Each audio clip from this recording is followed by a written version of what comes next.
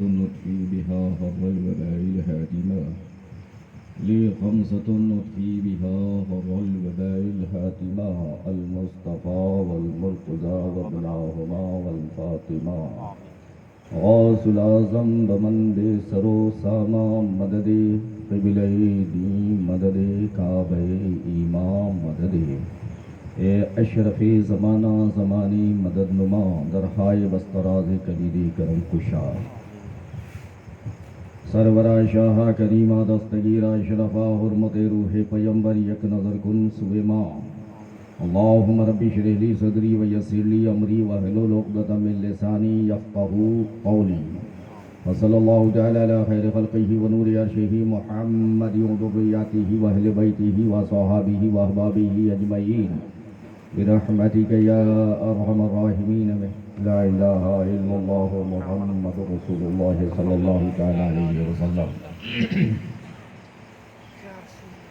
الحمدللہ نحمده ونستعینه ونستغفره ونؤمن به ونتوکل علیہ ونعوذ باللہ من شرور انفسنا ومن سیئات اعمالنا من يهده الله فلا مضل له ومن يضلله فلا هادي له ونشهد أن لا إله إلا الله ونشهد أن سيدنا ومولانا طبيبنا وطبيب قلوبنا وقرتنا وقرة عيوننا ومطلوبنا ومسهوبنا وموجودنا ومقصودنا وحبيبنا ونبينا ووكيلنا وشفينا وشفاء صدورنا وعلنا مولانا ومولانا محمدا عبده ورسوله أما بعد فأعوذ بالله من الشيطان الرجيم بسم الله الرحمن الرحيم رضي الله عنه ورضوا عنه وقال الله تبارك وتعالى في القرآن المجيد والفرقان الحميد وقفوهم إنهم مسؤولون صدق الله مولانا العظيم وصدق رسوله النبي الأمين المبين المتين الكريم ونحن ولا ذلك من الشاهدين والشاكرين والحمد لله رب العالمين. عزیزان گرامی اور برادران ملت اسلامیہ، اللہ کا بے پناہ کرم ہے، اس کا احسان عظیم ہے کہ اللہ رب العزت نے ہم سبوں کو یہ توفیق عطا فرمائی ہے کہ ہم لوگ اپنے زندگی سے یہ لمحات نکال کر نبی اور آل نبی کی مجلس میں پیش کرتے ہیں، اپنے اس اوقات کو نبی اور آل نبی کی بارگاہ میں پیش کرتے ہیں، ذکر و اذکار سنتے ہیں اور اس یقین کے ساتھ ہم تشریف لاتے ہیں کہ ارے کچھ ملے یا نہ ملے میرے مصطفیٰ کا کرم ضرور ملے گا، کہ جہاں ہم میلاد کرتے ہیں، ذکر خیر کرتے ہیں، وہاں میرے بولیے وہاں میرے آقا تشریف لاتے ہیں. یہ ٹھیک ہے ہماری نگاہ خطا کار ہے، سیاہ کار ہے، گنہگار ہے، ہم نہیں دیکھ پاتے ہیں، لیکن میرے آقا ضرور ہمیں دیکھتے ہیں، ہمارے اوپر توجہ فرماتے ہیں، سرکار کا کرم ہوتا ہے. میرے عزیز، میرے دوست، میرے پیارے اسلامی بھائی، اپنی عادت کے مطابق کہ تقریر میں کہیں نہ کہیں میں اپنے مجدد کو ضرور یاد کرتا ہوں، جس کا احسان ہے آج لوگ طرح طرح کی باتیں بناتے ہیں، طرح طرح کی باتوں کو پیدا کیا کرتے ہیں، اپنے ہی کھا کر کے اپنے ہی کو گراتے ہیں. منکر عجب کھانے اور گرانے والے، نئی نئی چیز بریلی سے نکلتی ہے، نئے نئے فتوے بریلی سے نکلتے ہیں. نادانوں نے پڑھائی نہیں ہے شداء علی الکفار، رحماء بینہم، لوگ کہتے بڑے متشدد تھے، امام عشق و محبت بڑے متشدد تھے، فلاں بڑے متشدد محبت سخت تھے. ارے فاروق اعظم سے بھی بڑا کوئی سخت ہوگا، سبحان اللہ، فاروق اعظم سے بھی بڑا کوئی سخت ہوگا کہ ذرا سی کجی اگر دیکھتے تھے میان سے علی اور فاروق تلوار نکال لیا کرتے. امام نے کہا میرے ہاتھ میں ذوالفقار حیدری نہیں ہے، لیکن اس قلم میں روشنائی علی کے صدقے میں ملی ہے۔ تو جو علی تلوار سے ذوالفقار سے کام لیا کرتے تھے، احمد رضا وہی قلم سے کام لیا۔ ہم لوگ کہتے ہیں نا کہ یہ دیکھو مدنیوں کا، جب دیکھو تب درود پڑھتے ہیں، جب دیکھو تب صلاۃ و سلام پڑھتے ہیں۔ ہاں، جب دیکھو تب صلاۃ و سلام کرتے ہیں، درود پڑھتے رہتے ہیں، جب دیکھو تو محفل سجا لیتے ہیں۔ بیٹا بیمار ہوا تو محفل سجا لیا، بیٹی بیمار ہوئی تو محفل سجا لیا، ایکسیڈنٹ ہو گیا تو محفل، ایکسیڈنٹ میں بچ گئے تو محفل۔ کسی نے مجھ سے بھی سوال کیا کہ یہ آپ لوگ کی طبیعت گھبراتی نہیں ہے کہ جب دیکھیے زمین بکی تو مجلس، زمین خریدا تو مجلس، مکان بنایا تو مجلس، بیٹا بیٹی کی شادی ہوئی تو مجلس، میت ہوئی تو مجلس، یہ میلاد سے آپ لوگ کی طبیعت گھبراتی نہیں ہے؟ ایک ہی چیز کو بار بار ریپیٹ کرتے ہیں، ایک کھانا کو بار بار کھاؤ گے تو طبیعت بگڑتی ہے، ایک کپڑے کو بار بار پہنے تو طبیعت ٹوٹ جاتی ہے، ٹوٹتا جاتی ہے۔ ان کا بڑا اچھا سوال کیا ہے، ایک چیز کو، ایک کام کو بار بار کیا جائے تو طبیعت اٹھ جاتی ہے۔ ہاں دیکھیے، کھانا بریانی ہے، اگر لگاتار کھایا جائے تو طبیعت بگڑ جاتی ہے۔ ہم نے کہا اچھا ایک چیز بتا، تم سوال تو بڑا اچھا کیا ہے، لیکن ایک چیز بتا کہ میں تجھے یہ دیکھتا ہوں جب سے پیدا ہوا ہو، جب سے تو پیدا ہوا تب سے تو ایک ہی چیز استعمال کر رہا ہے، کیا طبیعت تیری ابھی تک نہ بگڑی؟ میں کہا کہ کون سی چیز مولانا؟ ان کا پانی، اور اتنی عادت ہے تیری، اتنی عادت ہے تیری کہ صبح میں پانی، فجر میں پانی، ظہر میں پانی، عصر میں پانی، مغرب میں پانی، عشاء میں پانی، چلے میں پانی، ہر جگہ پانی۔ کیا تیری طبیعت پانی سے اوب نہیں جاتی؟ رات میں سوتا ہے تو پانی، گھنٹے گھنٹے کے بعد پانی اٹھا کے پیتا ہے، کیا پانی سے تیری طبیعت نہیں گھبرائی؟ اس نے کہا کیا کروں مولانا، پانی اگر نہیں پیتا ہوں تو جان جاتی ہے۔ سبحان اللہ، نعرہ تکبیر، اللہ اکبر، نعرہ رسالت، یا رسول اللہ۔ سبحان اللہ۔ پانی نہیں پیتے ہیں مولانا تو جان جاتی ہے۔ ہم نے کہا کہ نادان، ہم میلاد نہ کرے تو ایمان جاتا ہے۔ میلاد اس لیے کرتے ہیں، میلاد اس لیے کرتے ہیں، میلاد مصطفیٰ اس لیے مناتے ہیں کہ ہم تجھ جیسے نالائقوں سے اپنے بھولے بھالے بھائی کے ایمان کو بچا لیں۔ انہیں بتائیں کہ جو امام عشق و محبت نے کہا ہے وہی حق ہے، اس سے پھرو گے تو مردود بارگاہ مصطفیٰ ہو جاؤ۔ اس لیے میرے امام نے یہ حکم دیا ہے کہ کچھ نہ ہو تو سلام ضرور پڑھ لیں۔ سلام دیتے ہیں نا، سلام پہ آؤ میں تمہیں بتاؤں، لے چلوں۔ میں نے پہلے روز بھی دوسرے روز بھی کہا تھا کہ میرے امام قلم امام کا ہوتا ہے، تحریر مجلسن کا قول بے شک بے شک بے شک امام کا ہوتا ہے، روشنائی علی کی ہے، بے شک، قلم امام کا ہوتا ہے، کاغذ غریب نواز کے ہے، سبحان اللہ، سبحان اللہ۔ قلم امام کا ہوتا ہے، نیب اس کا مخدوم اشرف جہانگیر سمنانی کا ہوتا ہے۔ سب کے چہیتے، سب کے پیارے کا نام احمد رضا ہے، اور کیوں نہ ہو جو احمد کی رضا بن کر کے آئے، جو احمد کی رضا بن کر کے آئے اس کا منکر کون ہوگا؟ بے شک۔ تو اب میرے عزیز میرے دوست، توجہ توجہ توجہ، قریب آ جاؤ، ذہن کو اپنے قریب کرو۔ کسی نے اس ذات سے پوچھا، اس شخصیت سے پوچھا جس کے ہاتھوں میں ہتھکڑی ہے، پیروں میں بیڑی ہے، پورے زنجیر سے جسم جکڑا ہوا ہے، زخم سے خون بہہ رہے ہیں، لہو بہہ رہے ہیں، بخار کا عالم ہے، بخار کی شدت ہے، پا پیادہ ہے، کانٹے چبھے ہیں، جھکے ہوئے ہیں، اونٹ کی کہاریں آپ کے جسم سے باندھی گئی ہیں، اور وہ چلا ہے۔ ایک طرف شریعت ہے، ایک کاندھے پہ طریقت ہے، دل میں عشق مصطفیٰ ہے، सर पे कुरान मुक़द्दसा का ये लेकर के चला, दीन को बचा के तन्हा चला, दीन को बचा के तन्हा चला। अब बताओ उससे ज्यादा इस्लाम कौन जानेगा? जिसकी तरबियत ज़ैनब की गोद में हुई, जो हुसैन का लाडला है, जिसे दुनिया ज़ैनुल आबिदीन कहती है, जिसे जमाना बीमार सज्जाद कहता है, आबिद बीमार कहता है। जब इमाम ज़ैनुल आबिदीन से किसी ने पूछा तो हुजूर ये बताएं 73 तो होंगे, 72 उधर जाएंगे, एक इधर रहेगा, और वो जमात बोलिए किसकी होगी? बोलो नवाज से, अरे फख्र से बोलो यार, सीना ठोक करके बोलो, डरो मत, कोई पकड़ेगा नहीं।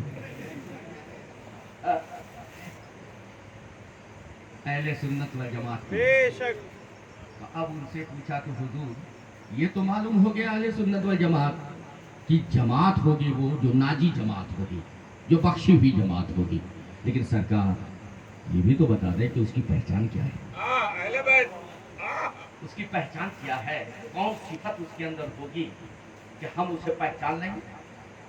आसानी से कोई आसान सा नुस्खा दे दीजिए हमें। तो इमाम ज़ैनुल आबिदीन रज़ियल्लाहु ताला अन्हु इरशाद फरमाया कि सुनो, उसकी सबसे अहम और बड़ी पहचान ये होगी कि हर सुबह, रोज़ो शब, सुबह शाम, दोपहर, हर लम्हा मेरे नाना पर और हम आले नबी पे दुरूद व सलाम पढ़ता रहेगा। ये उसकी पहचान। ये किसकी पहचान होगी? बोलिए, अहले सुन्नत वल जमात की जो फिरक़े नाजिया है, यानी जो बख्शा हुआ है, जिसे रब बख्शेगा, उसकी पहचान क्या होगी? कि सुबह शाम मेरे नाना पे, मुस्तफ़ा जाने रहमत पे और अहले बैत पे दुरूद व सलाम पढ़ता रहेगा, जिसकी आदत ये होगी, पढ़ने की आदत होगी, वही नाजी जमात में से है और यही उसकी अहम पहचान है, असल पहचान है। अब बताओ मेरे दोस्त, यही जुमला तो मेरे इमाम ने बरेली से लिखा, बरेली से यही जुमला तो लिखा, मुस्तफ़ा जाने रहमत पे लाखों सलाम, शमे बज़्म हिदायत पे लाखों सलाम, दूर नजदीक के सुनने वाले वो कान काने लाले करामत पे लाखों सलाम। यही तो कहा है मेरे इमाम ने। अब अगर मेरे इमाम को कोई मुतशद्दिद कहे तो मैं सीना ठोक कर कहता हूँ कि हाँ, बेशक मेरा इमाम मुतशद्दिद है, लेकिन कुरान पे उसका अमल है।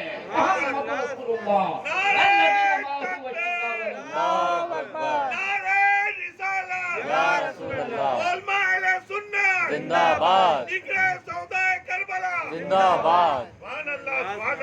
कि वही तो मेरे इमाम ने कहा है यार, अपनी तरफ से तो कुछ कहा ही नहीं। बेशक। जब भी कलम उठाया, अहले बैत का कौल है, जब भी कलम उठाया जो रब की रजा है वही लिखा है।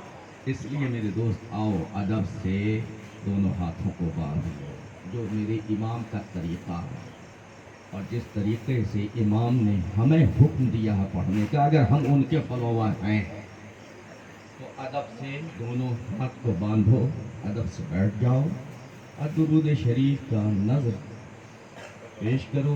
इसलिए कि देखो, बड़ा से बड़ा मुजरिम होता है ना, बहुत बड़ा मुजरिम अगर है कोई और उसने कई मर्डर किए, लेकिन जब कोर्ट में जाता है तो बटन भी सही कर देता है जज के साथ, है कि नहीं, और आखिर भी पूरी खींच लेता है, हाथ बांध के खड़ा है, ऐसा खड़ा रहता है कि जैसे मालूम हो कि बहुत बड़ा नेक इंसान है। मैंने पूछा उस मर्डर करने वाले से, कातिल से, कह रे तू जब रोड पर चलता है तो सीना तान के चलता है, अगर जज भी हो तो तुझसे खौफ खाता है कि पता नहीं कभी ये ठोक दे, लेकिन जब तू कोर्ट में चढ़ा, कोर्ट में गया, तो फिर तू इतना बहादुर कैसे हो गया? वही जज तो बाहर आता है तो ठोक दिया करता है। उसने कहा कि बाहर की बात दूसरी है, अभी जो है उसके कलम में बड़ा पावर है, अभी उसके कलम में बड़ा पावर है। अगर यस कह दिया तो उम्र कैद की सजा, اور اگر بری کر دیا تو آزاد ہو جاؤں گا. اب آؤ, ارے سنو سنو, جنت ماں کے مالک میرے مختار میرے آقا ہیں, جنت کے مالک و مختار میرے آقا ہیں. تمہارا عادت سے درود پڑھنا اگر میرے محبوب کو پسند آ گیا, ایک قلم چل گیا, جنتی بن جاؤ. سبحان اللہ سبحان اللہ. اس لیے آئیے آنکھوں کو بار کر کے درود پاک کرنے کے بعد اللہم صلی علی سیدنا و شفیعنا و مولانا محمد معدن الجود والکرم منبع العلم والحلم والحکم وعلی آلہ وصحبہ بارک وسلم. صلاۃ و سلام علیک یا رسول اللہ صلی اللہ تعالیٰ علیہ وسلم.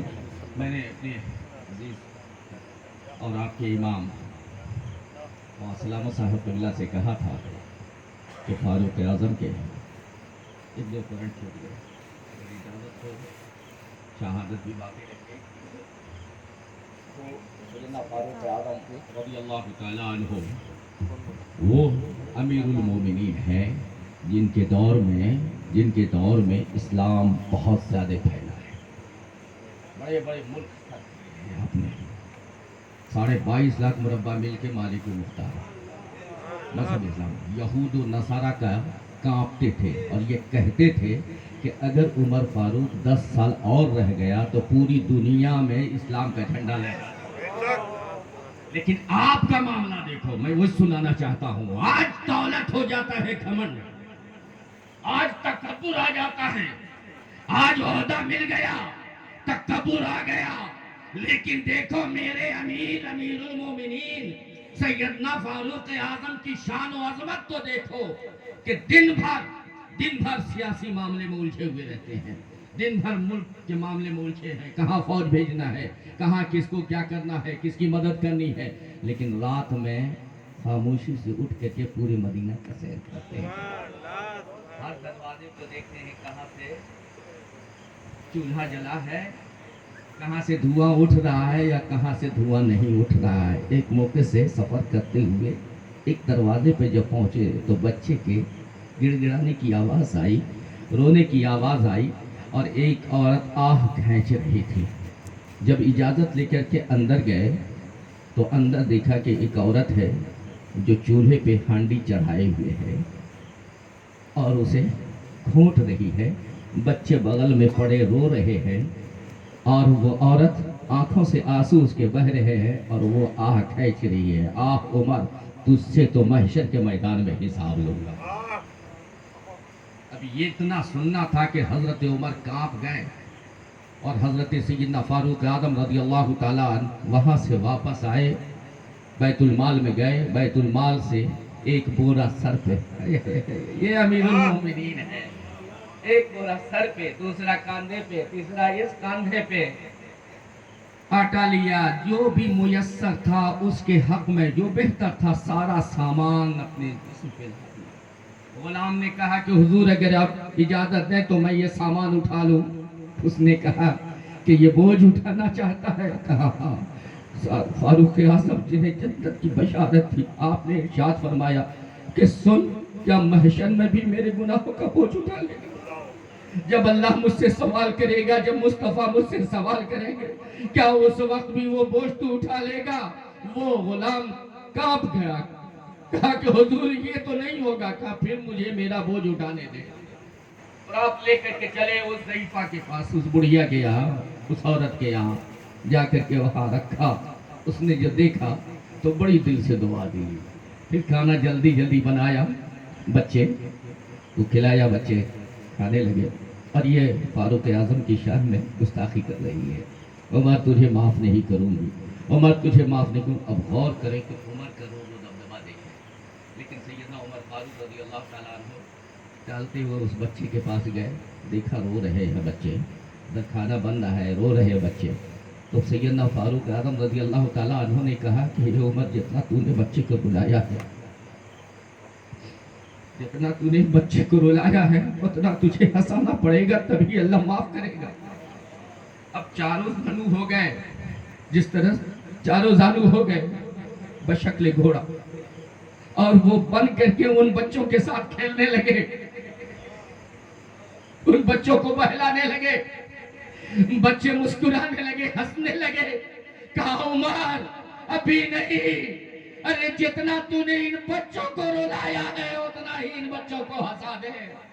2 روز سے فاقہ کشی تھی میرے عزیز، میرے تو بچوں کو ہنساتے رہے. اب اس عورت نے دیکھا، کہا ارے میاں آپ یہ کیا کر رہے ہو؟ آپ کے ٹھیونے چھل گئے ہیں، خون نمودار ہو گیا ہے. حضرت عمر نے کہا یہ کر لینے دو مجھے. اور جب کھانا کھلایا، اس کو بھی کھلایا، وہ عورت بھی کھائی. کہا عمر کو معاف کر دے، بڑی ذمہ داریاں ہیں عمر کی. نہ تو کیوں پیروی کرتا ہے؟ تو بہت اچھا انسان ہے. عمر کو نہیں چھوڑوں گی، عمر سے محاسبہ کروں گی رب کی بارگاہ میں. حضرت عمر نے ہاتھ جوڑ دیا، کہا معاف تو کر دے. عمر کے پاس بہت ذمہ داریاں ہیں، بہت ساری پریشانیاں ہیں. فوج کی پریشانی ہے، ملک و منال کی پریشانی ہے، سیاست ہے، ہر ایک چیز ہے، بغاوت ہو رہی ہے، اسے روکنا ہے، بہت ساری ذمہ داریاں ہیں. صبح سے بیچارہ الجھا رہتا ہے، پریشان رہتا ہے. اس کی غلطی کو معاف کر دے. کہا نہ میں معاف نہیں کرنے والی، میں عمر کا تو ضرور محاسبہ کروں گی. اچھا تو بتا، تو اتنا ضد کیوں کر رہا ہے؟ کہا جس کا تو محاسبہ کرنے والی ہے وہ میں ہی ہوں، سبحان اللہ. وہ میں ہی عمر فاروق ہوں. تجھ کو مجھ سے محاسبہ کرنا، جو سزا دینا ہے دے لے، لیکن اللہ کے یہاں میرا محاسبہ مت کرنا. سبحان اللہ. آج میرے عزیز، میرے دوست، آج ہم اپنوں کا خیال نہیں رکھتے، بے شک. آج ہم اپنے رشتہ داروں کا خیال نہیں رکھتے، اور یہ سوچتے ہیں کہ ہمارے پاس جتنی دھن دولت آئی ہے وہ صرف ہمارا ہی ہے، ہمارے غریب بھائیوں کا نہیں. سیدنا فاروق اعظم رضی اللہ تعالیٰ عنہ کی فتح و نصرت کو جب دیکھا یہود و نصارہ نے، تو اس نے جنگ نہاوند میں جو قیدی بن کر کے آیا تھا، جس کا نام ابو لولو فیروز تھا، اس کو کچھ پیسے دے کر کے تیار کیا کہ تو حضرت سیدنا عمر فاروق کو شہید کر دے. ان کا مزاج تھا کہ فاروق اعظم اگر شہید ہو جائیں گے تو یہ مسلمانوں کی فتح رک جائے گی، اسلام کی فتح رک جائے گی. لیکن یہ نہیں جانا تھا کہ اسلام کے دامن میں بہت سارے ہیرے باقی ہیں. آخر اس نے نماز فجر میں اس نے وہ ابو لولو فیروز مسلمان بن کر کے وہاں گیا اور خنجر میں اپنا زہر بجھا دیا.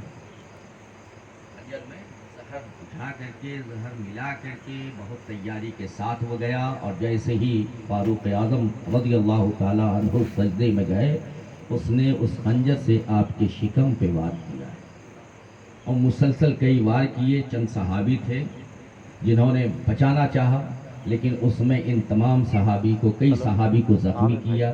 تاریخ شاہد ہے کہ 14 صحابی اس کے زخم، 14 صحابی، اوپر سے نہیں دے. جس میں 4 تو وہیں پہ شہید ہو گئے، 10 باقی بچے.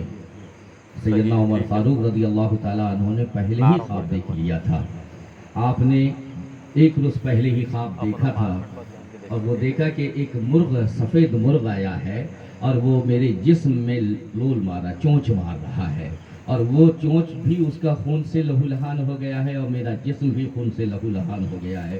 چنانچہ صدیق اکبر رضی اللہ تعالیٰ عنہ کی اہلیہ محترمہ کی بارگاہ میں پہنچ کے انہوں نے اپنا خواب واضح کیا، بیان کیا. تو انہوں نے ارشاد فرمایا کہ فاروق، عمر فاروق، اب وہ وقت قریب آ گیا ہے جب تو اپنے آقا سے مل لیں گے. جب آپ کا وصال باکمال ہوا تو وہی جملہ جو فاروق صدیق اکبر نے کہا تھا، وہی جملہ فاروق اعظم نے کہا کہ پوچھ لینا اگر اجازت مل جائے روز رسول پہ تو مجھے وہاں دفن کر دینا، ورنہ جنت البقیع میں دفن کر دینا، جہاں میرا معاملہ ہوگا وہاں دفن کر دینا. ام المومنین ماں عائشہ صدیقہ رضی اللہ تعالی عنہا سے جب پوچھا گیا، جب ان سے اجازت چاہی، کہا کہ میں نے تو وہ جگہ اپنے لیے رکھی تھی، چونکہ ایک طرف شوہر ہے اور دوسری طرف میرے باپ ہے، میں نے وہ جگہ اپنے لیے رکھی. لیکن فاروق اعظم نے اگر خواہش کی تو فاروق اعظم کی خواہش کو مصطفیٰ کبھی نہیں ٹالتے تھے. فاروق اعظم کی خواہش کو کبھی رب نہیں ٹالتا تھا. وہ جو بولتے تھے ایسا محسوس ہوتا تھا کہ قرآن کی وحی کا نزول ہو رہا ہے. چنانچہ آپ جب فیصلہ کرتے، جب آپ نے فیصلہ کیا ہے، تب قرآن کا وحی کا نزول ہوا ہے. آپ دیکھیں صاحب کہ سرکار کی بارگاہ سے مایوس ہو کر کے ایک یہودی، ایک مسلمان پہنچا فاروق اعظم کی بارگاہ میں. سرکار نے فیصلہ کر دیا تھا، لیکن اس مسلمان نے نہ مانا. اور جب فاروق اعظم کی بارگاہ میں وہ مسلمان اس لیے لے کے گیا کہ میں مسلمان ہوں, میرے حق میں فیصلہ ہوگا. جب وہاں پہنچا, فاروق اعظم کی بارگاہ میں پہنچا, تو انہوں نے کہا کہ حضور ذرا سن لیں, میری زمین ہے اور یہ پانی نہیں چھوڑنے دے رہا ہے, پانی نہیں پٹانے دے رہا ہے. یہ وہ جتنی بھی فریاد تھی اس نے کر لیا مسلمان نے. تو جب وہ خاموش ہوا تو یہودی نے صرف ایک ہی جملہ کہا اے عمر, ذرا یہ سوچ کر کے فیصلہ کرنا کہ اس سے پہلے تمہارے نبی کی بارگاہ میں گئے تھے اور تمہارے آقا نے میرے حق میں فیصلہ دیا ہے. اب یہ جب سنا تو فاروق اعظم اندر گئے, میان اتارا, تلوار نکالی, آ کے اس کا سر قلم کر دیا. سبحان اللہ. آ کر کے اس کا سر قلم, صرف توجہ دینا, سر قلم کیا. جب اس کا سر قلم ہوا تو ایک واویلا مچ گیا کہ عمر نے مسلمان کو قتل کر دیا ہے. سرکار کی بارگاہ میں یہ فریادی پہنچے, فریاد لے کر کے. سرکار نے ارشاد فرمایا میرا عمر کبھی ایسا نہیں کر سکتا, بلاؤ اسے. عمر آئے, کہا تمہارے خلاف یہ شکایت آئی ہے کہ تم نے ایک مسلمان کا قتل کیا ہے. فاروق اعظم مسکرائے, کہا نہیں یا رسول اللہ. سبحان اللہ. یہ شکایت کر رہے ہیں, کہا نہیں یا رسول اللہ, مسلمان کو نہیں مارا ہے, مسلمان کو نہیں مارا. کہا پھر, کہا حضور جو آپ کی شان میں گستاخی کرے, جو آپ کی شان میں گستاخی کرے, جو آپ کی توہین کرے, وہ مسلمان ہو ہی نہیں سکتا. چاہے حج کر لے, چاہے چلا لگا لے, 10 حج کر لے, وہ مسلمان ہو ہی نہیں سکتا. اور جب مسلمان نہیں ہو سکتا تو میرا تعلق کیسا ہو اس کے ساتھ, میرا رابطہ کیسا ہو اس کے ساتھ. تو عاشق وہی ہے, عاشق وہی ہے کہ ہندوستان کا اگر عاشق ہو وہ اس کا بھائی ہے, اور اگر گستاخ رسول ہو, کعبہ ہی کا کیوں نہ ہو, مکہ ہی کا کیوں نہ ہو, ہم سنی مسلمان اسے جوتے کی نوک پر رکھا ہے. نعرہ تکبیر. اللہ اکبر. نعرہ رسالت. یا رسول اللہ. ذکر سودائے کربلا. زندہ باد. نعرہ رسالت. یا رسول اللہ. اس لیے اگر عاشق مصطفیٰ ہو تو مکمل طور سے عشق مصطفیٰ میں ڈھلو, بے شک حق ہے. دھوبی کے کتے کی طرح ادھر ادھر نہ کرو, ورنہ حال یہ ہوتا ہے کہ دھوبی کا کتا نہ گھر کا اور بولو گھر کا نہ گھاٹ کا, نہیں گھر کا نہ ادھر کا. صحبت سالے کنت سالے تورا, اور صحبت تالے کنت کی ضرورت نہیں پڑے گی, سب لوگ تالے تورا. میرے عزیز میرے دوست سیدنا عمر فاروق نے جب پوچھا تو سیدنا عمر فاروق نے عرضی پیش کی, یا رسول اللہ میں نے مسلمان کا نہیں بلکہ کافر کا قتل کیا ہے. ابھی یہ گفتگو چل ہی رہی ہے کہ جبریل امی آ گئے ہیں. کہا یا رسول اللہ, جو آپ کے حکم کو نہ مانے, جو آپ کو اپنا فیصل نہ بنائے, جو آپ کو اپنا منصف نہ بنائے, وہ مومن ہو ہی نہیں سکتا. ہر معاملے میں مصطفیٰ کو فیصل بناؤ, ہر معاملے میں مصطفیٰ کو حاکم بناؤ, ہر معاملے میں مصطفیٰ کو منصف. سبحان اللہ. میرے عزیز میرے دوست, یہی تو اعلیٰ حضرت نے ہمارے کہا ہے, یہی تو کیا ہے نا اعلیٰ حضرت نے. ذرا سی کمی آئی, قلم اٹھ گیا, کمی آئی, قلم اٹھ گیا. میں نے بتایا تھا نا کہ حکیم الامت سے کسی نے پوچھا, حکیم الامت سے ہاں فتویٰ کیوں نہیں دیتے ہو, وہ لوگ اتنا فتویٰ دیتے ہیں. کہا وہ سچا اور پکا عاشق رسول ہے, سچا عاشق رسول ہے, ذرا سے بھی کجی اور کمی اس کو برداشت نہیں ہوتی ہے. اس لیے محبوب کی شان میں ذرا سی گستاخی ہوئی, اس کا قلم چلتا, بے شک. اور وہ ذرا سی بھی کمی کو برداشت نہیں کرتا. بے شک. میرے عزیز, ہم کو فلوور کس کے ہیں, بولو. اعلیٰ حضرت کے ہیں. میرا امام کون ہے, امام عشق و محبت. میرا مجدد کون ہے, مجدد اعظم. کیوں اور کیسے, ہر سلسلے والے اسے مانتے ہیں اور ماننا پڑے گا, کیونکہ 1902 عیسوی میں جب عظیم آباد سلطان گنج میں پٹنہ کی دھرتی پہ جب میٹنگ بیٹھی تھی, اور اس میٹنگ میں جب ساری خانقاہ، پورے ہندوستان کے خانقاہ کے لوگ جب اکٹھے ہوئے تھے، ہندو پاک پرانا ہندوستان، ہاں غیر منقسم ہندوستان جب اکٹھا ہوا تھا، تو اس وقت اعلیٰ حضرت فاضل بریلوی علیہ رحمت و رضوان کو مجدد کے خطاب سے نوازا گیا تھا اور تسلیم کیا گیا تھا، اور اس پر پہلا دستخط ہم شبیہ غوث اعظم کا تھا، سرکار سیدنا علی حسین اشرفی میاں کا تھا۔ اس لیے جب ہمارے دادا پیر نے تسلیم کیا ہے، ان سے بڑا علم ہمارے پاس ہوگا، یقیناً وہ امام عشق و محبت ہے، مجدد دین و ملت۔ انشاءاللہ پھر کبھی کچھ باتیں ہوں گی تو سناؤں گا، لیکن آئیے ایک مرتبہ عقیدت کے ساتھ، محبت کے ساتھ درود شریف کا وقت کریں۔ اللہم صلی علی سیدنا و شفیعنا مولانا محمد کما تحب و ترضی بان تصلی علیہ الصلاۃ والسلام علیک یا رسول اللہ صلی اللہ تعالی علیہ وسلم۔ کبھی کوئی شرم و حیا کی داستان لکھے گا، کبھی کوئی شرم و حیا کی داستان لکھے گا، یقین ہے مجھے یقیناً سیرت عثمان لکھے گا، یقین ہے مجھے یقیناً سیرت عثمان لکھے گا۔ اور امام عشق و محبت پیش کرتے ہیں، نور کی بارگاہ سے، نور کی سرکار سے پایا دوشالہ نور کا، نور کی سرکار سے پایا دوشالہ نور کا، ہو مبارک تجھ کو ذوالنورین جوڑا نور کا، ہو مبارک تجھ کو ذوالنورین جوڑا نور کا۔ حضرت سرکار سیدنا عثمان غنی رضی اللہ تعالیٰ عنہ۔ اور آج مولا کائنات پہ بھی بولنا، چونکہ وقت بھی بہت تیزی سے بھاگ رہا ہے، بہت تیزی سے بھاگ رہا ہے، اور وقت کم ہو رہا ہے ہمارے پاس، اب دن بدن ہم قریب ہوتے چلے جا رہے ہیں۔ اس لیے بس حضرت سیدنا سرکار عثمان غنی اور مولا کائنات علی مشکل کشا کرم اللہ وجہ الکریم کے متعلق کچھ نذران عقیدت پیش کرنے کے لیے آیا ہوں۔ سرکار سیدنا عثمان غنی رضی اللہ تعالیٰ عنہ کی شان وہ ہے کہ سرکار سیدنا عثمان غنی رضی اللہ تعالیٰ عنہ چوتھے مسلمان ہیں، مردوں میں چوتھے مسلمان ہیں، یعنی پہلا کلمہ پڑھنے والے مولا کائنات ہیں۔ جوانوں مردوں میں یہ بچے تھے، مردوں میں سیدنا صدیق اکبر ہیں، حضرت زبیر ہیں، اس کے بعد حضرت صدیق اکبر کی کہنے پر، آپ کی رہنمائی میں، حضرت سرکار سیدنا عثمان غنی رضی اللہ تعالیٰ عنہ نے کلمہ پڑھا، اور جب کلمہ پڑھا تو آپ کے رشتہ داروں نے، آپ کے چچا نے، آپ کے خیش و اقارب نے حضرت سرکار سیدنا عثمان ذوالنورین رضی اللہ تعالیٰ عنہ کے ہاتھوں کو باندھ دیا، پیروں کو باندھ دیا، اور پائے میں مضبوط زنجیر سے جکڑ دیا، کہا اسلام کو چھوڑ دے ہم تمہیں چھوڑ دیں گے، اسلام کو چھوڑ دے ہم تمہیں چھوڑ دیں گے۔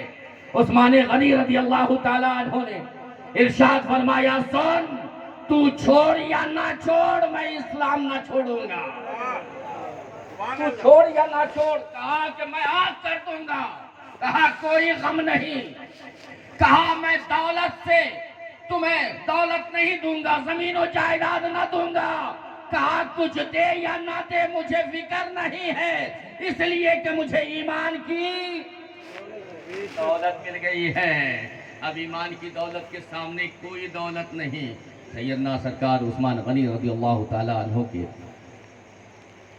پختگی کو دیکھا، آپ کے ایمان کی پختگی اور ثابت قدمی کو دیکھا تو وہ خود ہار گئے، سر جھکا لیا، کہا یہ سمجھ میں نہیں آ رہا ہے کہ تمہیں کون سا جام، کہ تمہیں ایسا نشہ چھا گیا ہے کہ دنیا کی ہر شے کو تم نے قربان کر دیا۔ کہا سنو لو رعانی بأہلہ ومالی، مطلب ساری کی ساری چیزیں اپنے محبوب کو میں قربان کر دوں، پھر بھی اس کا حق ادا نہ ہوگا۔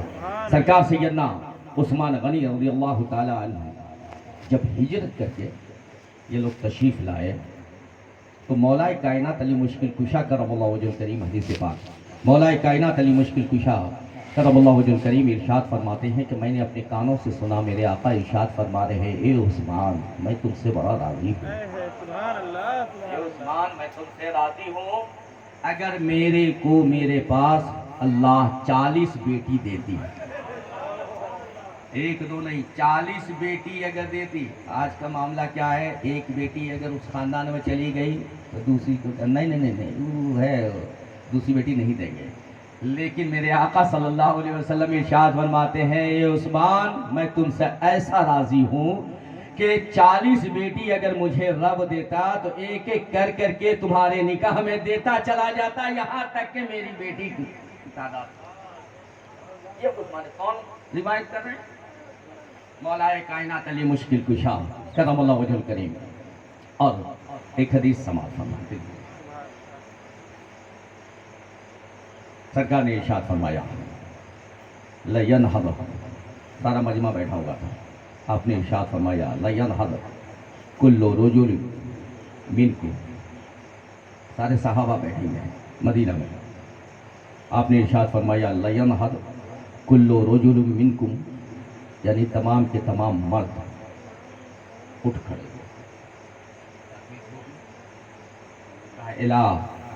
الہ کفویہ, اپنے برابری والے کے پاس جا کے بیٹھ جاؤ, اپنے برابری والوں کے پاس جا کر کے بیٹھ جاؤ, اپنے ہم وزن کے پاس جا کر کے بیٹھ جاؤ, اپنے برابری والوں میں جا کر کے بیٹھ جاؤ. سب چلے گئے. تو سرکار جب اٹھے, سارا سب بیٹھ گئے, سرکار اٹھے وہاں سے, اے قربان جاؤ, سرکار وہاں سے اٹھے. سرکار اٹھے کہ نبی صلی اللہ تعالی علیہ وسلم کھڑے ہوئے, اور کھڑے ہو کے الا عثمان, میرے نبی امام الانبیاء ہے, کوئی ثانی نہیں, کوئی ثانی اور کوئی برابری نہیں, سب نیچے میرے آقا بعد از خدا بزرگ. تو قصہ مختصر, لیکن یہاں بڑائی عثمان کی نہیں ہے, یہاں بڑائی میرے مصطفیٰ کی ہے. یہ مصطفیٰ جان رحمت کی شفقت ہے, یہ محبت ہے کہ عثمان غنی کے پاس گئے, اور صرف گئے نہیں فاتنقہ,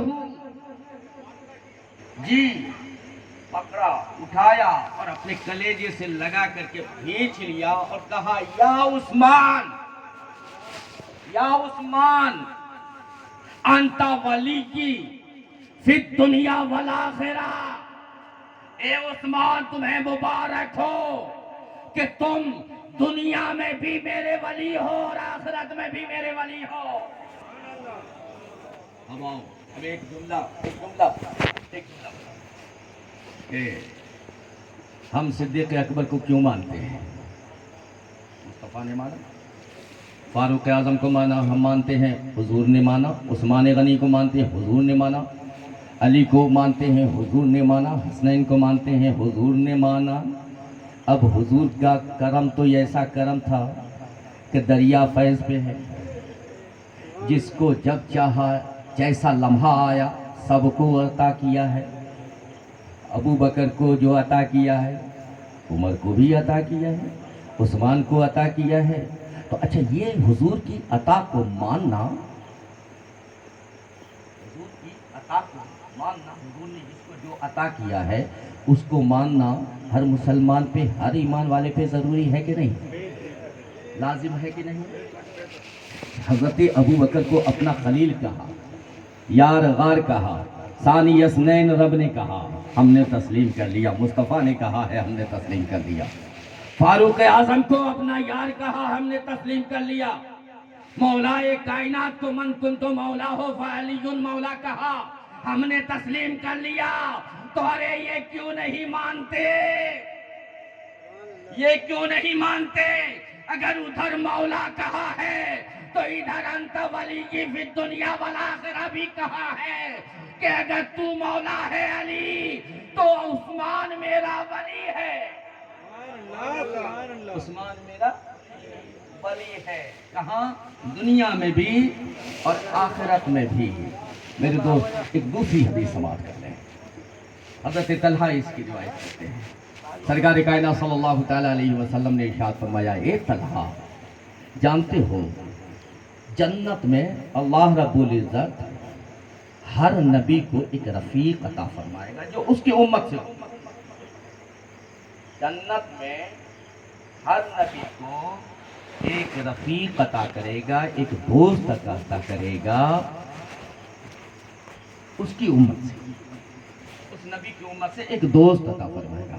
حضرت طلحہ نے کہا یا رسول اللہ پھر خواہش تو تھی، پھر کا لفظ بتا رہا ہے کہ ان کی تمنا تھی کہ کاش میں ہوتا، کاش میرا نام سرکار لے لے۔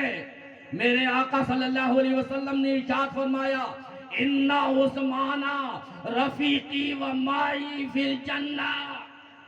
سبحان اللہ، عثمان غنی، عثمان ذو النورین صرف میرا رفیق نہیں، وہ مائی رفیقی میرا دوست ہوگا، میرے ساتھ تو ہوگا، وہ مائی اور میرے ساتھ۔ پتہ چلا جہاں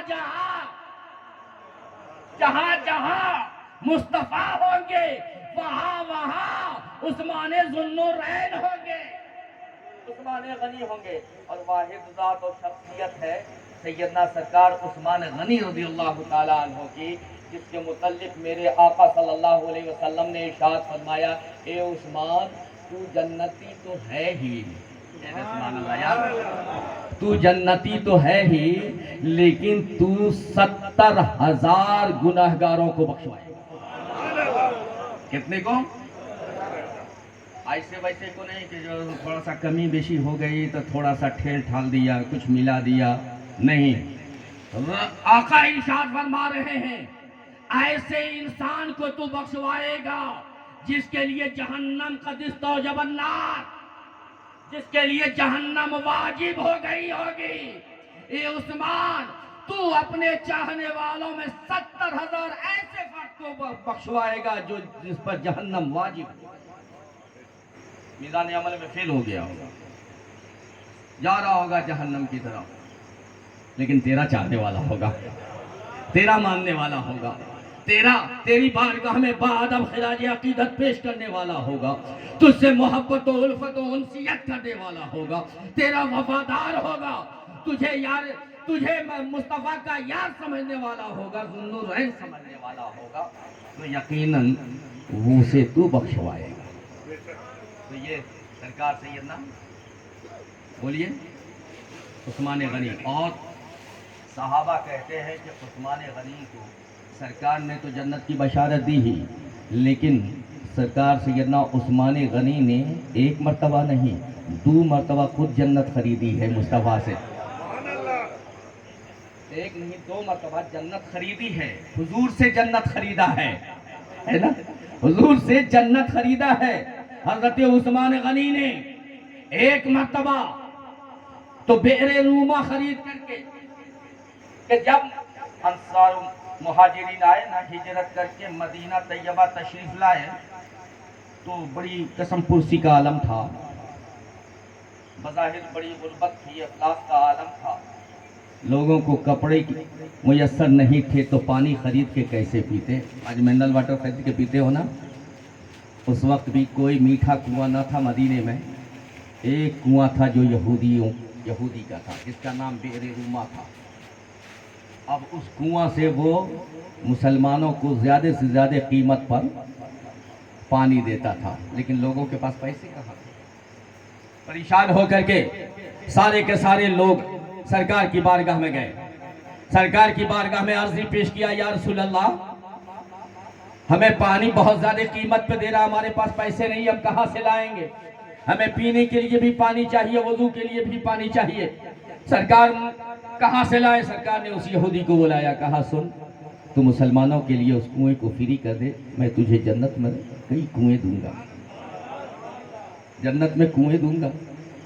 نہ سمجھ سکا ہے نادان نہ سمجھ سکا، اگر تیار ہو جاتا تو جنت میں کنواں لینے کے لیے جنت میں جانا ضروری تھا نا، ہے گویا سرکار جنت کی بھی بشارت دے رہے تھے اور وہاں کے نہر کی بھی بشارت دے رہے تھے، لیکن سمجھ نہ سکا کہ نہیں میرے لیے یہی ایک ذریعہ معاش ہے۔ جب وہ یہ کہہ کر کے چلا گیا، سرکار عثمان غنی ذو النورین کو خبر ہوئی، عثمان ذو النورین ڈائریکٹ اس کے پاس پہنچے اور کہا اے یہودی اس کی قیمت بتا۔ کہا ٹھیک ہے آدھی قیمت پر، کہا مطلب؟ کہا قیمت اس کی 12,000 درہم ہے، اور طریقہ یہ کہ ایک روز تم پانی بھرو گے، ایک روز میں بھروں گا۔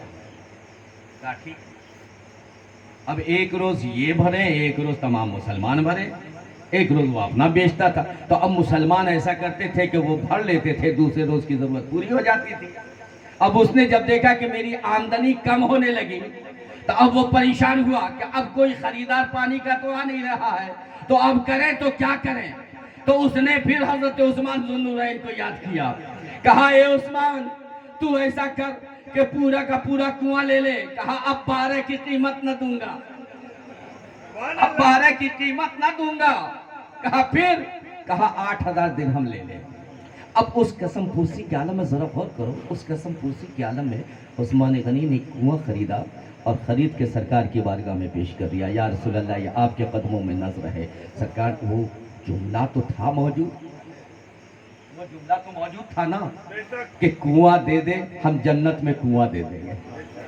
گویا جنت کی بھی بشارت اور جنت کے نہر کی بھی بشارت۔ تو عثمان غنی نے رضی اللہ تعالیٰ عنہ نے جب وہ کنواں خریدا اور خریدنے سے پیش کرنے سے پہلے کہا یا رسول اللہ کیا وہ یہودی والی بشارت ہے ابھی؟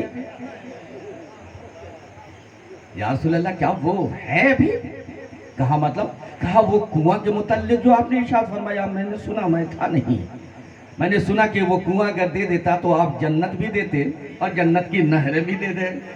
کہا ہاں ہاں عثمان یہ ہے، ابھی بھی بشارت ہے میری۔ کہا یا رسول اللہ پھر کنواں قبول کر لیا جائے، میں نے خرید لیا ہے۔ کہا عثمان تمہیں مبارک ہو، تم نے رب سے جنت خرید لی۔ ایک جملہ یہاں پہ بولو، حدیث مصطفیٰ ہے، ایک جملہ بولو، ایک جملہ میں کہنا چاہتا ہوں ڈنکے کی چوٹ پہ کہ خرید و فروخت کہاں سے ہو رہا ہے؟ سبحان اللہ، جی سبحان اللہ، مصطفیٰ کی بارگاہ سے ہو رہا ہے، اور سرکار کہہ رہے ہیں تو نے رب سے جنت خرید لی۔ گویا مصطفیٰ کی مرضی ہی رب کی مرضی ہے، مصطفیٰ کا جو جملہ ہوتا ہے وہی میرے رب کا جملہ ہے۔ نعرہ تکبیر، نعرہ رسالت، ذکر شہدائے کربلا، علماء اہل سنت، نعرہ تکبیر، نعرہ رسالت۔ دوری شریف۔ سیدنا نبینا مولانا محمد معدن جود والکرام وعلى آلہ واصحابہ وبارک وسلم، صلاۃ و سلام علیک یا رسول اللہ صلی اللہ علیہ وسلم۔ گویا میرے آقا عثمان ذو النورین نے کیا خریدا؟ بولیے۔ جنت، پہلے تو جنت کی بشارت عشر مبشرہ میں جنت کی بشارت تھی، اب یہ دوسری مرتبہ جنت ہے۔ تو خریدا تو مالک تو ہے نا، تو اب ایک سیدنا سرکار عثمان غنی سرکار کے ساتھ رہیں گے، یہ جنت میں کس کو رکھیں گے؟ سبحان اللہ، جو خریدا ہے جنت، سرکار کے ساتھ رفیقی و ماری، سرکار کے ساتھ تو رہیں گے وہ، لیکن یہ جو جنت خریدا ہے، یہ جنت جو خریدا یہ کس کے لیے خریدا ہے؟ تو کہہ لینا تو یقین و اعتماد کے ساتھ کہ جو عثمان کا وفادار ہوگا اسی کے لیے جنت خریدے گا۔ نعرہ تکبیر، نعرہ رسالت، سبحان اللہ، سبحان اللہ۔ اب سنو، اب دوسری بات جو جنت خریدی ہے، سرکار کو یہ خبر ہوئی، اطلاع دی گئی کہ قیصر و کسریٰ اور قیصر روم پوری طاقت کے ساتھ، پورے جنگی سامان کے ساتھ، ساز و سامان کے ساتھ، لاؤ لشکر کے ساتھ، لاکھوں کی تعداد میں حملہ آور ہونے والے ہیں۔ سرکار نے خلفائے راشدین سے مشورہ، صحابہ سے مشورہ کیا، تو سب نے اپنی اپنی طرف سے اپنا مشورہ دیا۔ اس لیے مجلس شورا کا قائم کرنا یہ مصطفیٰ کی سنت ہے۔ سبحان اللہ، کوئی کام اجتماعی کام خود تنہا فیصلہ مت لو، بلکہ سب کے مشورے سے فیصلہ۔ یہ سرکار کی سنت ہو، اس میں بہتری ہے، برکت ہوتی ہے، رحمت ہوتی ہے۔ تو سرکار نے جب مشورہ کیا تو فیصلہ یہ پایا کہ سرکار نے ارشاد فرمایا کہ سنو، ایسا کرو کہ ہم مدینہ کو وہ اس ارادے سے آ رہا ہے کہ ہم مدینہ کو مٹا دیں گے، اسلام کو ختم کر دیں گے، لیکن مدینہ میں ہم رہ کے اس کا انتظار نہ کریں، ہم تبوک میں جا کے اس کا مقابلہ کریں۔ تو غزوہ تبوک کی تیاری ہوگی، لمبی دوری تھی، کافی دوری تھی، اب مسلمان تو بے سر و سامان تھے، اس وقت کچھ تھا نہیں۔ بدر کی لڑائی آپ کو معلوم ہے، احد کی لڑائی کا معلوم ہے، کل کتنے ہتھیار تھے کیا نہیں تھے۔ تو سرکار نے ارشاد فرمایا، لوگوں کو جوش دلایا، لوگوں کے جذبے کو ابھارا کہ کون کیا دے گا، اسلام کو ضرورت ہے۔ وہیں پر ایک عاشق کی بڑی پیاری یاد آ گئی کہ ایک ضعیفہ جو تھی، ایک عورت جو تھی، جب یہ سرکار اعلان کر رہے تھے نا، تو ایک عورت اپنے گود کے بچے کو لے کر کے آئی اور سرکار کے قدموں میں پیش کر دیا، کہا میرے آقا اسے قبول کر لیا جائے۔ کہا یہ معصوم 6 ماہ کا بچہ، 7 ماہ کا بچہ، یہ کیا لڑے گا؟ کہا حضور اس کو جہاد کے لیے قبول کر لیا جائے۔ ہائے ہائے، جواب دو، جواب سنو، اس کا جواب سنو۔ اسلام کی بیٹیاں ایسی ہوئی ہیں تب اسلام پھیلا ہے، اسلام کی بیٹیوں نے یہ قربانیاں دی ہیں جوانوں، تب اسلام پھیلا ہے۔ آج آپ سے کہا جاتا ہے، اب گھر کے اندر بند ہو جاتے ہو اسلام کے نام پر، لیکن دیکھو اسلام کی مرد تو مرد بیٹیوں نے کیا پیش کیا ہے، کتنی بڑی قربانی پیش کی ہے کہ وہ سرکار کے قدموں میں پیش کر دیا ہے۔ سرکار نے کہا اس کا کیا کام ہوگا؟ یا رسول اللہ، میرے شوہر تھے، غزوہ میں شہید ہو گئے، بڑا بیٹا تھا، غزوہ میں شہید ہو گیا، میرے بھائی تھے، غزوہ میں شہید ہو گیا۔ یا رسول اللہ، آپ نے اعلان کیا ہے، میرے پاس اور کچھ نہیں ہے، میں غریب ہوں، بیوہ ہوں، میرے پاس نہ کوئی مرد ہے اور نہ دھن و دولت ہے۔ یا رسول اللہ، بس یہی ایک 6 ماہ کا بچہ ہے جو میرا سہارا ہے۔ میرے آقا، آپ کا اعلان ہو گیا ہے، اسے لے کے قدموں میں آ گئی ہوں، اگر اور کوئی کام نہ ہوگا تو میرے آقا مجاہدین کے پاس، کسی کے پاس تلوار ہے تو ڈھال نہیں، کسی کے پاس ڈھال ہے تو تلوار نہیں، کسی کے پاس نیزے ہے تو خنجر نہیں، کسی کے پاس خنجر ہے تو نیزے نہیں۔ یا رسول اللہ، بس اتنا کیا جائے گا کہ جس صحابی کے پاس ڈھال نہیں ہے، میرے بیٹے کو اس کے ہاتھ میں دے دیجئے گا، میرے بیٹے کو اس کے ہاتھ میں دیجئے گا، تاکہ دشمنوں کا جب تیر چلے، کم از کم میرا بیٹا ایک تیر تو جسم پہ کھا کے مجاہد کی زندگی بچا دے گا، سپاہی کی زندگی بچا دے گا، تلوار چلے گا، میرے بیٹے کے سینے کو آگے کر دیا جائے گا۔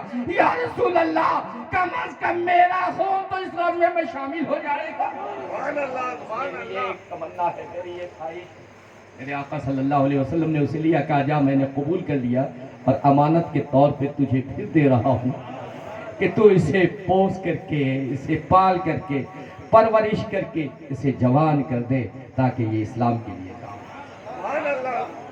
اب حضرت سیدنا عثمان غنی، عثمان ذو النورین نے جب سنا سرکار ممبر پر چڑھ کر کے بول رہے ہیں، تو حضرت سرکار عثمان غنی نے سنا، دیکھا چاروں طرف کوئی نہیں اٹھا، تو سرکار عثمان غنی نے ہاتھ جوڑ کر کے کھڑے ہوئے، کہا یا رسول اللہ، 100 اونٹ، کتنا؟ 100 اونٹ، ماں ساز و سامان، اور جو اس پر بیٹھے گا سپاہی، اس کا لباس، اس کا ہتھیار، یعنی فل تیاری کے ساتھ 100 اونٹ میں پیش کرتا ہوں۔ کہا اللہ تمہیں اس کا اجر عظیم عطا فرمائے۔ حضور نے دعا دی۔ پھر تھوڑی دیر کے بعد پھر دیکھا کوئی نہیں اٹھا، پھر آپ اٹھے، یا رسول اللہ 200 اونٹ، ماں ساز و سامان کی ہر طرح سے، یا رسول اللہ وہ میں پیش کر رہا ہوں، قبول فرما لے۔ سرکار نے دعائیں دی، پھر بیٹھ گئے، پھر اٹھے۔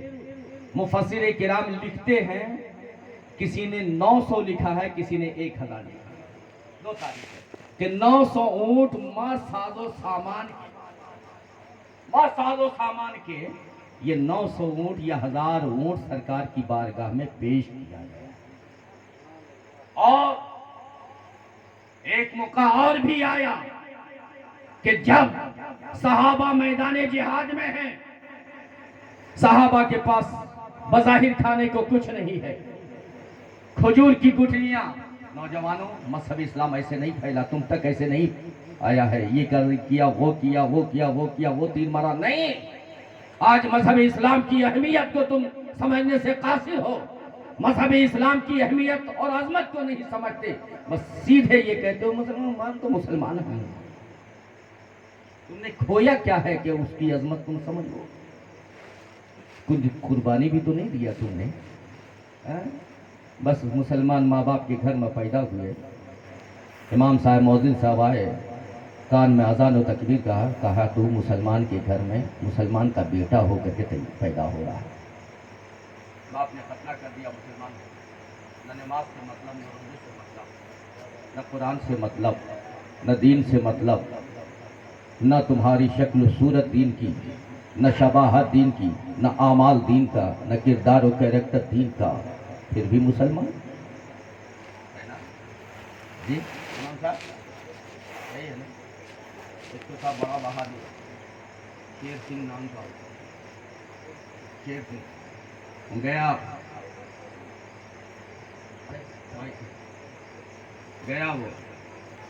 वो क्या कुछ वो धुते हैं, क्या करते हैं उसको, टट्टू वगैरह बनाते हैं, उसके सामने गया, कहा देखो मेरा नाम शेर सिंह है, ऐसा करो कि इस पर शेर की तस्वीर बना दो। कहा अच्छा क्या करेगा? कहा मेरा नाम शेर सिंह है, जब पूछेगा तो दिखला दूंगा शेर। अच्छा भैया बड़ा अच्छा तारुफ है तुम्हारा। अब उसने बनाना शुरू किया। अब जब बनाना शुरू किया तो चेहरे से बनाएगा ना, चेहरे से जब बनाना शुरू किया, जैसे ही सुई चुभोई, कहा बड़ी तकलीफ हो रही है, क्या बना रहे हो? कहा आँख बना रहा हूँ। कहा मैंने अंधा शेर भी देखा है, आँख छोड़ के अंधा शेर देखा है हमने। कहा अच्छा। फिर उसने पैर का नक्शा खींचा, कहा बड़ी तकलीफ हो रही है, क्या बना रहा है यार? कहा पैर बना रहा हूँ। कहा अरे लंगड़ा भी तो शेर होगा। कहा फिर खींचा, कहा क्या कर रहा है? कहा दुम बना रहा हूँ। कहा अरे दुम खट्टा भी शेर होगा ना है। फिर उसने बनाया, कहा क्या? कहा कान बना रहा हूँ, कान। कहा अरे कनकट्टा भी शेर होता है यार, बहरा भी शेर होता है, नाक कट्टा भी शेर होता है। बस उसने कलम अपना फेंका, सुई फेंकी, कहा माफ करना बाबा, हमें न तुम्हारे जैसा शेर बनाने वाले को देखा, ना ऐसा शेर कभी देखा कि नाक ना हो लेकिन शेर हो, कान ना हो लेकिन शेर हो, आँख ना हो लेकिन शेर हो, पैर ना हो लेकिन शेर हो, दुम ना हो लेकिन शेर हो। तो उसने तो उस वक्त कहा था, उसे जवाब दिया था, लेकिन आज हमें अफसोस से ये कहना पड़ता है, जब अपने दामन को देखता हूँ, जब अपने मुआशरे को देखता हूँ, अपने जवानों की फितरत को देखता हूँ, तो कहना यह पड़ता है नमाज नहीं है मुसलमान है, रोजे नहीं है लेकिन फिर भी मुसलमान है, हज नहीं मुसलमान है, कुरान की तिलावत नहीं मुसलमान, बड़ों का अदब नहीं सुननी, कुछ भी नहीं। तो ना वैसा शेर देखा है ना ऐसा मुसलमान देखा है। कुछ न रहे शेर रहे, तुम्हारे पास कुछ ना हो मुसलमान ना हो, न नमाज है, न रोजा है, न हज है, न ज़कात है, न दुरूद है, न सलाम है, कुछ नहीं, न शक्ल है, न शबात, कुछ नहीं है, फिर भी मुसलमान। भैया कैसे का मुसलमान?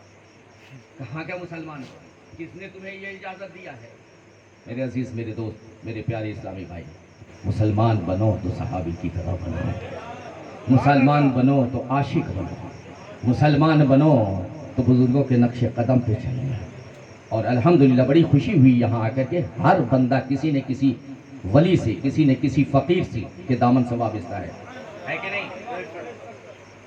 अक्सर कम व बेश 90% से 95% बुजुर्गों से वाबस्ता है। लेकिन मैं बस एक बात तुमसे पूछूं हाथ जोड़ के, क्या तुम्हारा पीर कभी बेनमाजी था? रमजान में रोजे नहीं रखता था? अब तुम किसे जलील कर रहे हो, किसे रुसवा कर रहे हो? तुम्हारी अदा को देख करके तुम्हारे पीर को लोग कहेंगे। तुम्हारी अगर हयात से हैं पीर तो पीर यहाँ शर्मिंदा होंगे, अगर हयात ज़ाहिरी में नहीं हैं तो ऐसा मत समझो कि तुम्हारे नाम आमल उन्हें नहीं दिखाया जाता होगा, वो ज़रूर तुम्हारे नाम आमल को देखते होंगे। तो लिल्लाह ऐसा मत करो। पीर से जो वादा किया है हाथ में हाथ रख करके جو وعدہ کیا ہے اس وعدہ کو وفا کرو، اس وعدہ کو نبھاؤ، اس لیے کہ بچانے والا وہی پیر ہوگا۔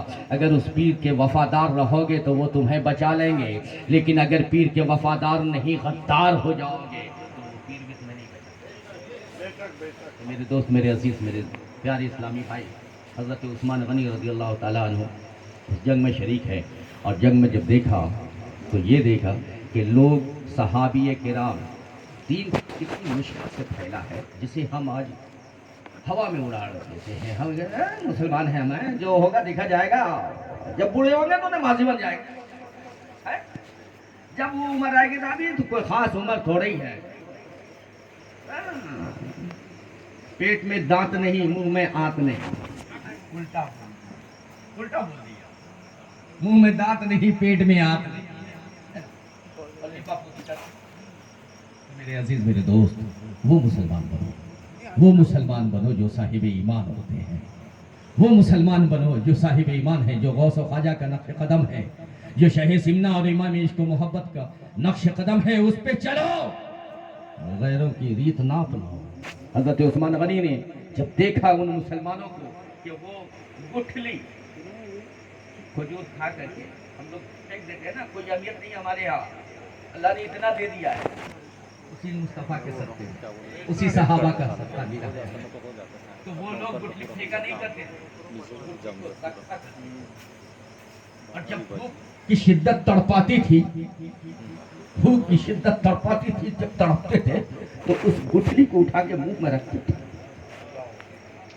اسلام ایسے پھیلا ہے، اس گٹھلی کو منہ میں رکھتے تھے، زبان سے گھماتے تھے، کہیں کہیں سے تھوڑی سی مٹھاس آ جاتی تھی، دل کو سکون ہو جاتا تھا کہ ہم نے کھا لیا ہے۔ جب یہ ادا دیکھا حضرت عثمان غنی نے، اور صحابی کرام جب پہنچے حضور کی بارگاہ میں، تو حضور کی بارگاہ میں صحابی کرام نے جو عرضی پیش کیا، یا رسول اللہ، تو آپ خاموش ہوئے، آپ نے دعا کیا اور ارشاد فرمایا گھبراؤ مت، سورج غروب ہونے سے پہلے اللہ انتظام کرے گا۔ سبحان اللہ، سورج غروب ہونے سے پہلے اللہ انتظام کرے گا۔ یہ خبر اڑتی اڑتی حضرت عثمان ذو النورین کو کہ میرے مصطفیٰ نے کہہ دیا ہے تو انتظام تو ہو ہی جائے گا، لیکن اس انتظام کار میں میرا نام آ جائے۔ اب وہاں سے حضرت عثمان ذو النورین چلے، اور حضرت عثمان غنی عثمان ذو النورین رضی اللہ تعالیٰ عنہ نے 900 اونٹ، بعض نے کہا 90، تو اس طریقے کا، بعض نے کسی نے کہا کہ نہیں 900 نہیں، 0 نہیں ہے بلکہ صرف 9 اونٹ ہے، بہرحال جو بھی ہو 9 ہی اونٹ ہم مان کے چلتے ہیں، وہ 9 اونٹ پورے سامان سے لاد کر، یعنی لاکھوں روپیہ کا، لاکھوں روپیہ، اور وہ سامان سے لاد کر سرکار کی بارگاہ میں پیش کر۔ سرکار نے اس لیے ارشاد فرمایا تھا، اے عثمان تو نے تو 2 بار جنت خریدی ہے مجھ سے۔ سبحان اللہ، تو یہ کتنی بڑی قربانی ہے بتائیں۔ جب مسجد نبوی کی وسعت کا معاملہ آیا تو سب خاموش ہیں، عثمان ذو النورین آگے بڑھتے ہیں، عرضی پیش کرتے ہیں، یا رسول اللہ جہاں سے آپ چاہیں حد مار دیں، عثمان خرید لے گا۔ آپ نے خرید کر کے مسجد میں ملا دیا، مسجد نبی کی، مسجد کی وسعت ہو گئی۔ جب ضرورت پڑے اسلام کو، عثمان غنی سب سے آگے رہے، جب پڑی ہر چیز کی عثمان غنی پیش کرتے رہے، لیکن ایک لمحہ آیا جب آپ امیر المومنین بنے نا، تو کل سب سے زیادہ خلفائے راشدین میں سب سے زیادہ جو آپ کی دور خلافت رہی ہے وہ عثمان غنی ذو النورین کی ہوئی ہے، 12 سال 6 ماہ 4، یہ آپ کی خلافت کا دور رہا۔ 6 سال تو فتنہ سازی نہیں ہوئی، 6 سال تو بڑے اچھے سے چلا، فتح پہ فتح ہو رہا تھا، لیکن قیصر و کسریٰ کے لوگوں نے، کسریٰ کے بادشاہوں نے جب دیکھا تو کسریٰ کے بادشاہ 700 بحری جہاز کو لے کر کے حملہ آور ہوئے، مسلمانوں کو مٹا دیں گے، اسلام کو مٹا دیں گے، لیکن حضرت امیر معاویہ رضی اللہ تعالیٰ عنہ کی معیت میں، آپ کی معیت میں فوج، اسلامی فوج آگے بڑھی ہے، اور مورخ لکھتا ہے کہ امیر معاویہ کی حکمت عملی ایسی رہی کہ وہ جو پانی میں کبھی تیرے نہیں تھے، لیکن اللہ کی ایسی مدد و نصرت ہوئی ہے کہ 700 بحری کشتیوں کو ان لوگوں نے ڈبو ڈالا۔ اور جب صبح میں فجر کی نماز کے لیے جب وضو کرنے گئے تو مشکل یہ کھڑی ہو گئی کہ اس پانی سے وضو جائز ہے کہ نہیں ہے، پورا رنگ گیا تھا دریا خون سے۔ حضرت عثمان غنی ذو النورین پہ جب یہ دیکھا کہ اب ہم لڑ کے نہیں جیت سکتے ہیں، جب کسی اور معاملے میں ہم کامیاب نہیں ہو رہے ہیں، تو حضرت عثمان غنی ذو النورین کی شہادت کے لیے اس نے ایک منافق کو تیار کیا۔ ایک منافق تیار ہوا۔ جب وہ منافق تیار ہوا، اس کا نام عبداللہ ابن سبا ہے، وہ جب تیار ہوا تو وہ لوگوں کے کانوں میں پھڑنا، وہ بڑا زبان دراز تھا، سیف زبان تھا، بہت زیادہ بولتا تھا، چند زبان تھا، اور اس کی گفتگو بہت لوگ غور سے سنا کرتے تھے، ایسا انداز تھا کہ دل میں اتر جایا کرتا تھا۔ اب اس نے کہا کہ دیکھو عثمان غنی جو ہے وہ اقروا پروری کر رہے ہیں، مصر کا گورنر اپنی حساب سے رکھا ہے، شام کا گورنر اپنی حساب سے رکھا ہے، اپنے رشتہ داروں کو بھرتے چلے جا رہے ہیں، اس لیے انہیں ہٹاؤ، یا تو خلیفہ کو ہٹاؤ یا تو گورنر کو ہٹاؤ۔ تو سب لوگ آئے، بھائی گورنر کو ہٹا دیا جائے، گورنر کو ہٹا دیا جائے، بہت ساری باتیں ہوئی۔ تو اب جب یہ باتیں ہوئی کہ گورنر کو ہٹاؤ، تو آپ نے 700 لوگ کو وہ لے کر کے آیا تھا، اور اپنے خود پیچھے رہا تھا، اور ان 700 کو آگے بڑھایا۔ آپ نے ارشاد فرمایا کہ ٹھیک ہے، اگر تم کہتے ہو تو 700 آئے ہیں، گواہی دے رہے ہیں، ٹھیک ہے، میں معطل کر دے رہا ہوں، معذول کر دے رہا ہوں، لیکن تم لوگ بتاؤ کہ پھر کسی گورنر کو۔ تو ان لوگوں نے پیش کیا حضرت سیدنا ابو بکر صدیق رضی اللہ تعالیٰ عنہ کے شہزادے حضرت محمد بن ابو بکر، یہ نام پیش کیا۔ آپ نے ارشاد فرمایا ماشاءاللہ ماشاءاللہ، بہت اچھا، ارے یہ میرے بھتیجے ہیں، میرے بھائی کے بیٹے ہیں، بہت اچھا ہے۔ آپ نے ان کو بلایا، بلا کے ایک خط لکھا، کہا یہ عبداللہ بن سرا ابی سرا کو یہ دے دینا جو وہاں کے گورنر ہیں، اور آپ گورنر سنبھال لینا۔ اس میں لکھا کہ میں محمد بن ابو بکر کو گورنر بنا کے بھیج رہا ہوں، تم واپس مدینے آ جاؤ۔ اب یہ یہاں سے 700 کے ساتھ چلے، وہ خط لے کر خوشی خوشی میں سب چلے۔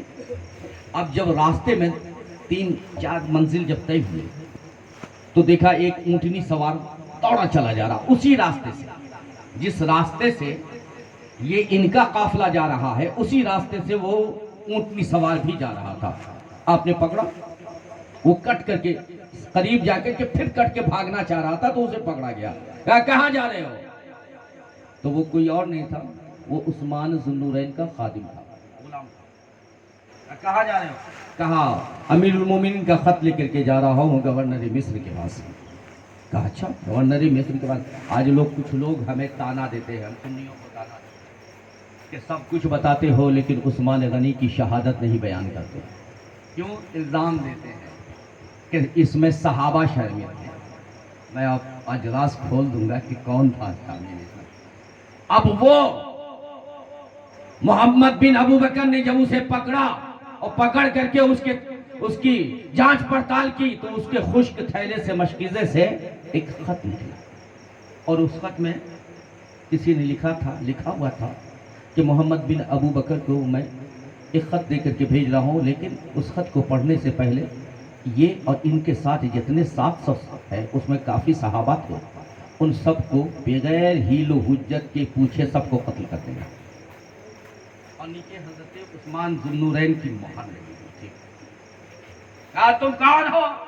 کہا میں عثمان غنی کا نوکر ہوں۔ کہا یہ گھوڑے؟ لوگوں نے کہا کہ ہاں یہ تو حضرت عثمان ذو النورین کے گھوڑے، اور یہ نوکر بھی میں پہچانتا ہوں۔ تو آپ نے کہا کہ اب ہمیں وہاں نہیں جانا، واپس چلو۔ مدینہ طیبہ آئے، حضرت مولا کائنات علی مشکل کشا کو بلایا گیا، آپ کے پاس حضرت زبیر کو بلایا گیا، حضرت عبدالرحمن بن ابو بکر آئے، جتنے اجلہ صحابی تھے وہ سب کے سب آئے، حضرت ابو ہریرہ وغیرہ اس وقت حیات ظاہری میں تھے، سب کے سب بیٹھے، وہ خط پیش کیا گیا۔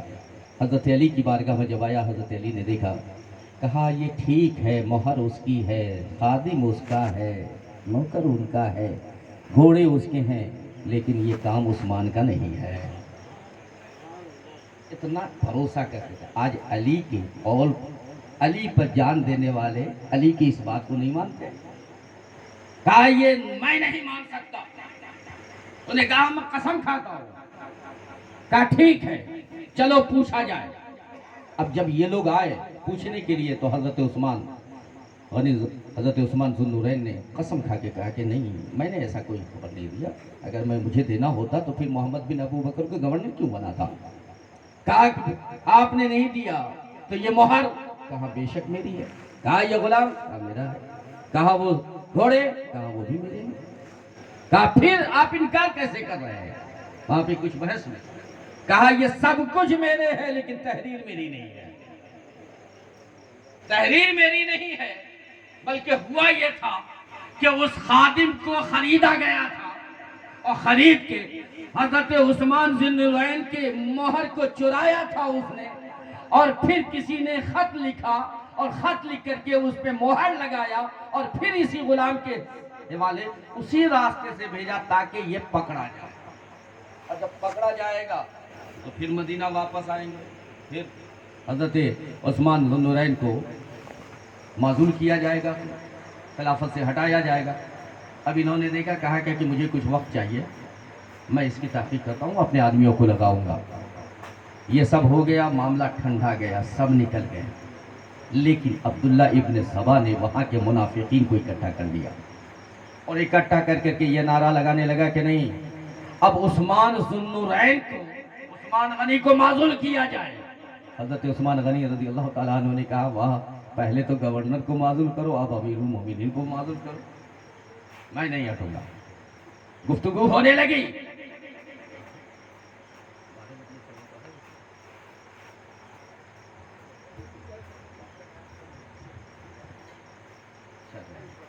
وہی شہادت ہی بیان ہوا۔ تو اب سیدنا عثمان غنی عثمان ذو النورین نے ارشاد فرمایا کہ مجھے کچھ وقت تو، سب لوگ خاموش ہو کے چلے گئے، لیکن عبداللہ ابن سبا جو تھا وہ اس نے دیکھا کہ میری ہر چال فیل ہو رہی ہے، ہر معاملہ میرا فیل ہو رہا ہے، تو وہ عبداللہ ابن سبا پھر منافقت پہ آمادہ ہوا اور تمام منافقوں کو اکٹھا کیا اور حضرت عثمان غنی کے گھر کا محاصرہ کر لیا گیا، گھیر لیا گیا، آپ پہ پانی بند، کھانا بند ہو گیا۔ مورخ لکھتے ہیں کہ 1-2 دن نہیں 40 روز تک محاصرہ رہا۔ جب پانی ختم ہوئے تو حضرت عثمان ذو النورین نے آواز لگائی تم میں علی کوئی ہے؟ اگر نہیں ہے تو پیغام پہنچا دو کہ وہ پانی بھیج دے۔ مورخ لکھتے ہیں کہ حضرت مولا کائنات علی مشکل کشا خود پانی لے کر کے تشریف لائے اور سب کو قسم دے دیا تھا عثمان غنی عثمان ذو النورین نے کہ میرے لیے کوئی تلوار نیام سے نہیں نکالے گا، میری قسم ہے۔ سارے غلاموں کو بھی آزاد کر دیا، مدینے سے سب کو حج پہ بھیج دیا۔ کیفیت یہ تھی کہ 8 یا 10 صحابہ وہاں موجود تھے بس۔ حضرت عمر بن العاص عرضی پیش کرتے ہیں کہ حضور آپ اجازت دیجئے، فوج کھڑی ہے، اجازت دیجئے کہ ہم ان باغیوں کا قلعہ تباہ کر دیں۔ تو حضرت عثمان ذو النورین ارشاد فرمایا نہیں ایسا مت کرو، خون مت بہاؤ، میرے لیے کسی کا خون نہ بہے، ہائے ہائے قربان جاؤ۔ کتنے رحیم تھے، کتنے کریم تھے۔ حضرت عثمان ذو النورین کے لیے جب پانی لے کے مولا کائنات علی مشکل کشا آئے اور جب قریب پہنچے ہیں تو مولا کائنات علی مشکل کشا کے اس مٹکے پہ جس میں پانی لے کے آ رہے تھے یا مشکیزہ جس میں پانی لے کے آ رہے تھے، ان باغیوں نے تیر چلایا، تیر اس میں گزرا، سارا کا سارا پانی بہہ گیا۔ اب جب سارا کا سارا پانی بہا تو حضرت مولا کائنات علی مشکل کشا نے ذوالفقار حیدری نکالی۔ جب ذوالفقار حیدری نکالی تو عثمان غنی رضی اللہ تعالیٰ عنہ نے وہاں سے ارشاد فرمایا چوبانے پہ چڑھ کے، اے علی تمہیں میری قسم ہے تلوار میان میں کر، میرے لیے خون مت بہاؤ۔ حضرت علی رضی اللہ تعالیٰ عنہ کرم اللہ وجہ کریم جلال میں آ گئے، آپ نے اپنی پگڑی اتاری، اٹھا کر کے پھینک دیا چوبانے پہ، کہا یہ عثمان گواہ ہے نا، میں نے تمہاری حفاظت کے لیے تلوار بھی اٹھائی، میں نے تمہارے لیے پانی بھی لایا تھا، لیکن تم نے قسم دے کر کے مجھے روک دیا۔ اب کیفیت یہ ہوئی کہ معاملہ جب قریب سے قریب تر آنے لگا تو حضرت مولا کائنات علی مشکل کشا نے اپنے شہزادگان حضرت امام حسن حسین کو حضرت عثمان غنی کی حفاظت کے لیے وہاں منتخب کیا، حضرت زبیر نے منتخب کیا، اور جتنے صحابہ تھے اپنے بچوں کو منتخب کیا، تو سب کے سب وہاں پہ تھے۔ لیکن حضرت عثمان ذو النورین نے خواب دیکھا، خواب میں سرکار کو دیکھا، سرکار نے ارشاد فرمایا اے عثمان تیاری کر لو، افطار میرے ساتھ کرنا، افطار میرے ساتھ کرنا۔ حضرت عثمان ذو النورین ہوشیار ہو گئے، کہا کہ اب میرا وہ وقت وہ لمحہ میرا قریب آ گیا ہے۔ حضرت عثمان غنی اور حضرت عثمان ذو النورین رضی اللہ تعالیٰ عنہ نے جب یہ کیا تو صبح ہو کر کے آپ نے اپنی بیوی سے ارشاد فرمایا، حضرت بی بی نائلہ سے ارشاد فرمایا کہ میرے لیے پیجامہ، آپ تہبند باندھتے تھے لیکن آپ نے ارشاد فرمایا کہ میرے لیے پیجامہ لاؤ۔ کہا پیجامہ؟ کہا ہو سکتا ہے ان لوگ حملہ کریں اور اس حملے میں میری جان چلی جائے، کچھ ہو تو میرا تہبند کہیں اوپر نہ اٹھ جائے۔ یہ حیا، یہ شرم کہ آپ سے فرشتے بھی شرماتے تھے۔ خود حضرت ماں عائشہ صدیقہ رضی اللہ عنہا کہتی ہیں کہ حضور صلی اللہ علیہ وسلم ایک مرتبہ لیٹے تھے اور پنڈلی کھلی ہوئی، تہبند سے پنڈلی نکلی تھی۔ حضرت ابو بکر آئے بیٹھ گئے، حضرت عمر آئے بیٹھ گئے، حضرت علی آئے بیٹھ گئے، لیکن جب حضرت عثمان نے اجازت چاہی اور حضور کو یہ خبر ہوئی کہ حضرت عثمان رضی اللہ تعالیٰ عنہ آ رہے ہیں تو آپ اٹھ کے بیٹھ گئے اور پوری پنڈلی کو صحیح کر لیا۔ جب چلے گئے سب تو حضرت ماں عائشہ نے عرض پیش کی، یا رسول اللہ میرے بابا آئے، عمر آئے، علی آئے، آپ اسی طرح سے لیٹ کر کے گفتگو کر رہے تھے، لیکن جب عثمان آئے تو آپ اٹھ کے بیٹھ گئے اور اپنے سب کو مکمل طور سے ڈھک لیا۔ تو میرے آقا صلی اللہ علیہ وسلم نے ارشاد فرمایا میں اس سے حیا کیوں نہ کروں جس سے فرشتے حیا کرتے ہیں، جس سے فرشتے حیا کرتے ہیں میں اس سے کیوں نہ کروں۔ تو حضرت عثمان غنی عثمان ذو النورین رضی اللہ تعالیٰ عنہ نے سب کو بھیج دیا۔ حضرت امام حسن ایک کونے میں بیٹھ کر کے، خالو تھے، ایک کونے میں بیٹھ کے قرآن پڑھنے لگے۔ اب میں نہیں جاؤں گا، میں نہیں جاؤں گا، امیر المومنین سب چلے گئے، سب چھت پہ چلے گئے تھے، میں نہیں جاؤں گا۔ لیکن جب آپ نے زور لگایا تو انہوں نے قرآن بند کیا، آپ بھی چھت پہ چلے گئے۔ پھر ان محاصرہ کرنے والے باغیوں نے تیروں کی بارش کی۔ مورخ کہتا ہے کہ حضرت امام حسن کو تیر لگا، آپ بے ہوش ہو کے نیچے گر گئے۔ حضرت ابو ہریرہ جیسے صحابی، حضرت ابو ہریرہ کو تیر لگا، حضرت ابو ہریرہ بے ہوش ہو گئے، زخمی ہو گئے، کئی افراد وہاں پہ زخمی ہوئے۔ لیکن یہ عبداللہ ابن سبا جس کا نام الموت الاسود، کنانہ بن بشر، سودان بن حمران، عبد الرحمن بن عاقفی، یہ 4 افراد تھے جو دوسرے کے گھر پر چڑھ کر کے، اس درمیان حضرت محمد بن ابو بکر بھی آئے، لیکن حضرت محمد بن ابو بکر جب آئے جن کے متعلق یہ لکھا ہوا تھا، انہوں نے غصے میں آ کر کے حضرت عثمان غنی کی داڑھی پکڑی تو حضرت عثمان غنی نے کہا اے بھتیجے اگر ابو بکر اس حال میں دیکھتے تو کیا کرتے، اور ہی چھوڑا۔ کہا قسم ہے رب ذوالجلال کی میں نے ایسا نہیں لکھا، اگر تمہیں ایسا کرنا تھا تمہارے ساتھ تو میں تمہیں گورنری نہیں عطا کرتا۔ حضرت محمد بن ابو بکر باہر نکلے، انہوں نے کہا باغیوں سے کہ تم میری وجہ سے آئے ہو، لڑ رہے ہو نا، لیکن وہ تو منافقین تھے، ان کا مقصد کچھ اور تھا، تم میری وجہ سے آئے ہو، سنو میں اپنا معاملہ صاف کر چکا ہوں، امیر المومنین کا کوئی ہاتھ اس میں نہیں ہے، اس لیے واپس چلے جاؤ۔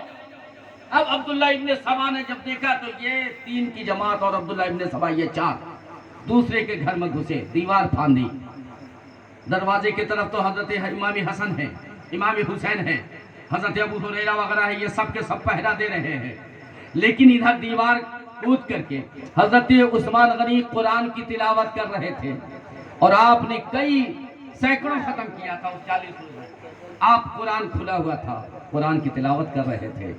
آیا سب سے پہلے کنانہ بن بشر آیا اور اس نے آپ کے چہرے پہ وار کیا، آپ زخمی ہوئے۔ پھر دوسرا آیا سودان بن حمران آیا، سودان بن حمران نے آپ کو نیزے مارا، آپ نے کہا بسم اللہ توکلت علی اللہ۔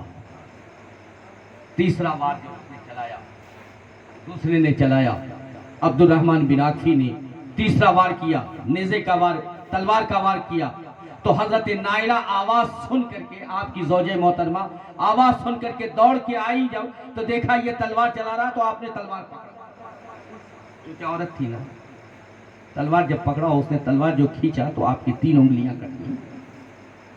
آپ نے ارشاد فرمایا کہ اے نائلہ اندر چلی جاؤ، آپ اندر چلی گئی۔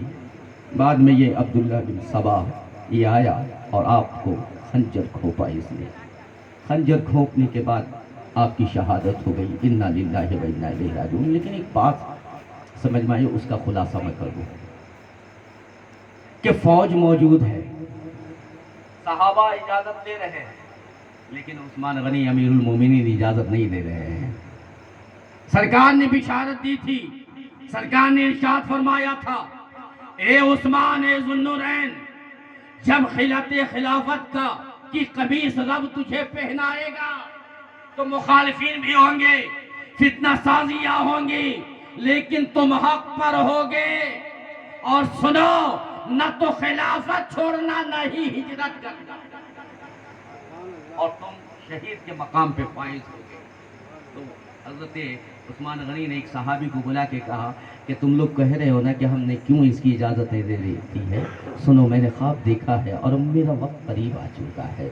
تو 12 سال 6 ماہ آپ کی حکومت رہی، اس کے بعد آپ کی شہادت ہو گئی، وصال باقبال ہو گیا، شہادت ہو گئی، انا للہ و انا الیہ راجعون۔ محمد سے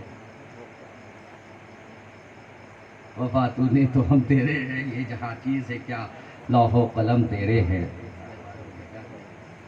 کیا کرے، کیا اجازت دیتے ہیں جی؟ آپ حضرات تشریف رکھیں، ریاض بھائی۔ اچھا شربت پلانا ہے، شربت پلائیں۔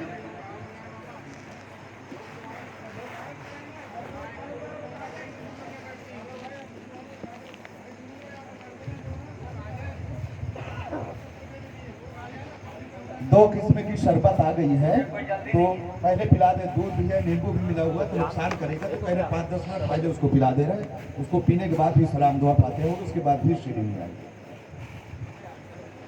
درود شریف پڑھیں۔ اللہم صلی علی سیدنا و شفیعنا مولانا محمد کما تحب و ترضی، بأن تصلی علیہ الصلاۃ والسلام علیک یا رسول اللہ صلی اللہ تعالیٰ علیہ وسلم۔ میرے عزیز، میرے دوست، میرے پیارے بھائی، اب آپ سے ایک التجا ہماری ہے، اور وہ التجا ہماری یہ ہے کہ وقت سے پہلے آپ تشریف لائیں، اس لیے کہ کل سے بڑی تاخیر ہو جاتی ہے، 10:30 پونے 11 ہو جاتا ہے، اور آپ اگر وقت سے نہ آئیں گے تو پھر تقریر کیسے ہوگی، ادھوری تقریر ہوتی رہے گی، اس میں مزہ نہیں آئے گا۔ اب مولا کائنات علی مشکل کشا کل سویرے، اللہ کے واسطے کل سویرے تشریف لائیں، تاکہ مولا کائنات علی مشکل کشا اور خاتون جنت کی بارگاہ میں نظر پیش کیا جائے۔ یقین جانیے، آپ اگر کام چھوڑ کے آئیں گے تو اللہ اس مجلس خیر کے صدقے میں آپ کے کام کو پورا فرما دے گا۔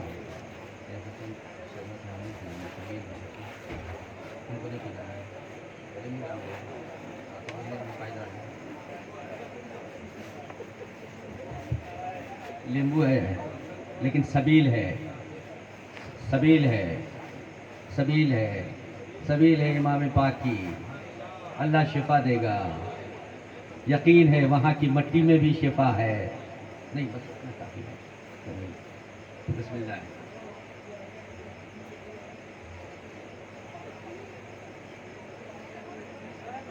کیا دیکھیں؟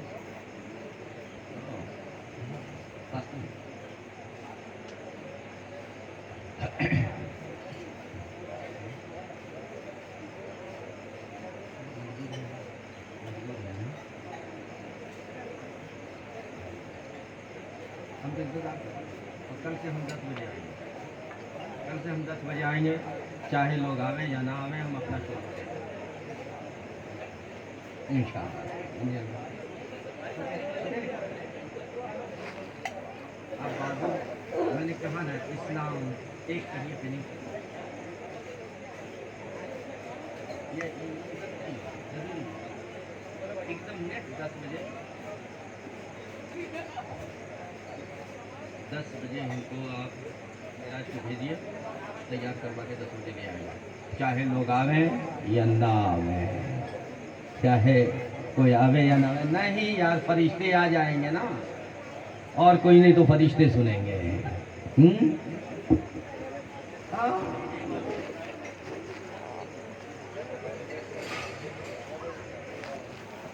جب پنجتن ہو میرے گھر مہمان جب پنجتن ہو میرے گھر مہمان کیسے کہوں یہ غریب خانہ ہے اور اے فرشتوں اب زمیں پہ اتر آؤ محفل حسین کو سجانا ہے فرشتوں زمیں پہ اتر آؤ محفل حسین کو سجانا ہے میں اسی حسین کے وسیلے سے آپ تک یہ بات پہنچانا چاہتا ہوں کہ کل سے 10 بجے ہر حال میں میری تقریر شروع ہو جائے 10 بجے شروع ہوگی 12 بجے 12:30 بجے ٹھیک ہے انشاءاللہ دعا کریں گے میری صحت برقرار رہے ہاں انشاءاللہ اور مجھے یقین ہے کہ اگر دوا نہ بھی لیا جائے تو ذکر حسین کی برکت مل جائے گی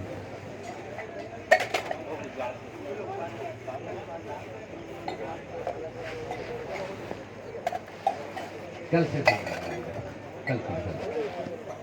شروع کریں گے موضوع مکمل نہ ہوگا تو چھوڑیں گے مکمل کر کے چھوڑیں اور بھی جائیں گے تو میرا کیا لیں گے بھیا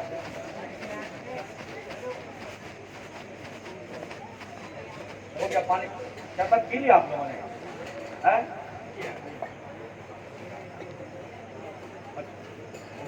لے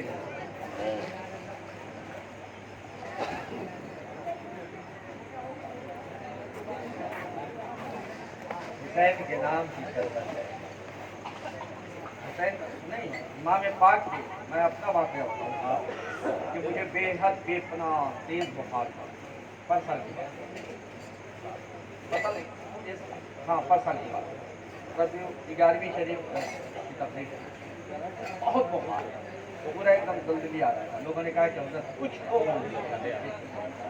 پورا کمبل اوڑھ کر کے میں آیا اور جب شروع کیا دھیرے دھیرے کمبل بھاگنا چالو ہوا سویٹر جیکٹ سب نکل گیا اور بخار بھی نکل گیا تو جب غوث اعظم کی یہ کرامت ہے وہ تو دادا کی بات ہے چلو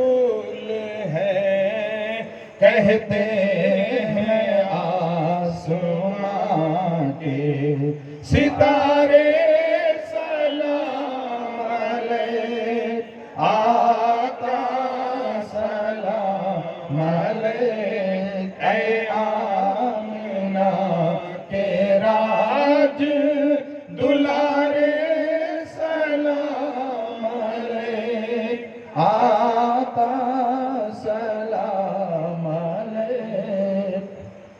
دکھیوں کے بے کسوں کے سہارے سلام علیک آقا سلام علیک مشتاق دید ہوں میری حسرت نکالیے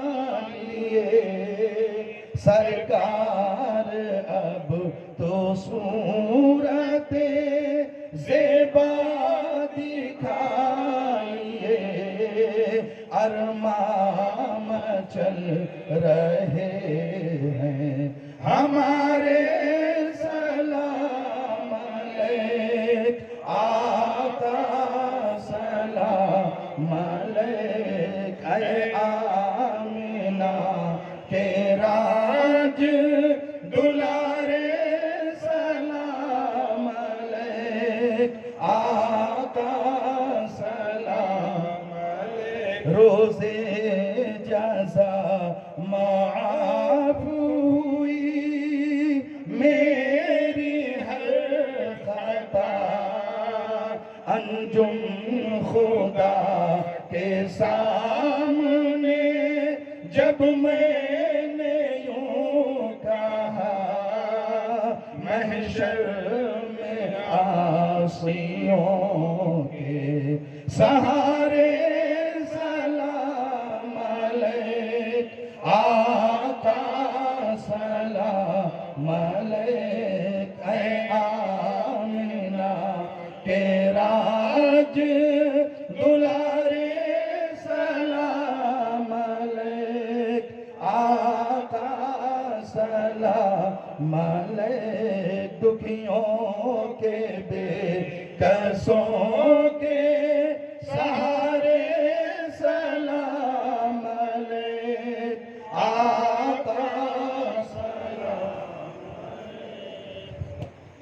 یا رسول اللہ الصلاۃ والسلام علیک یا حبیب اللہ الصلاۃ والسلام علیک یا نبی اللہ الصلاۃ والسلام علیک یا محمد رسول اللہ صلی اللہ علیہ وسلم.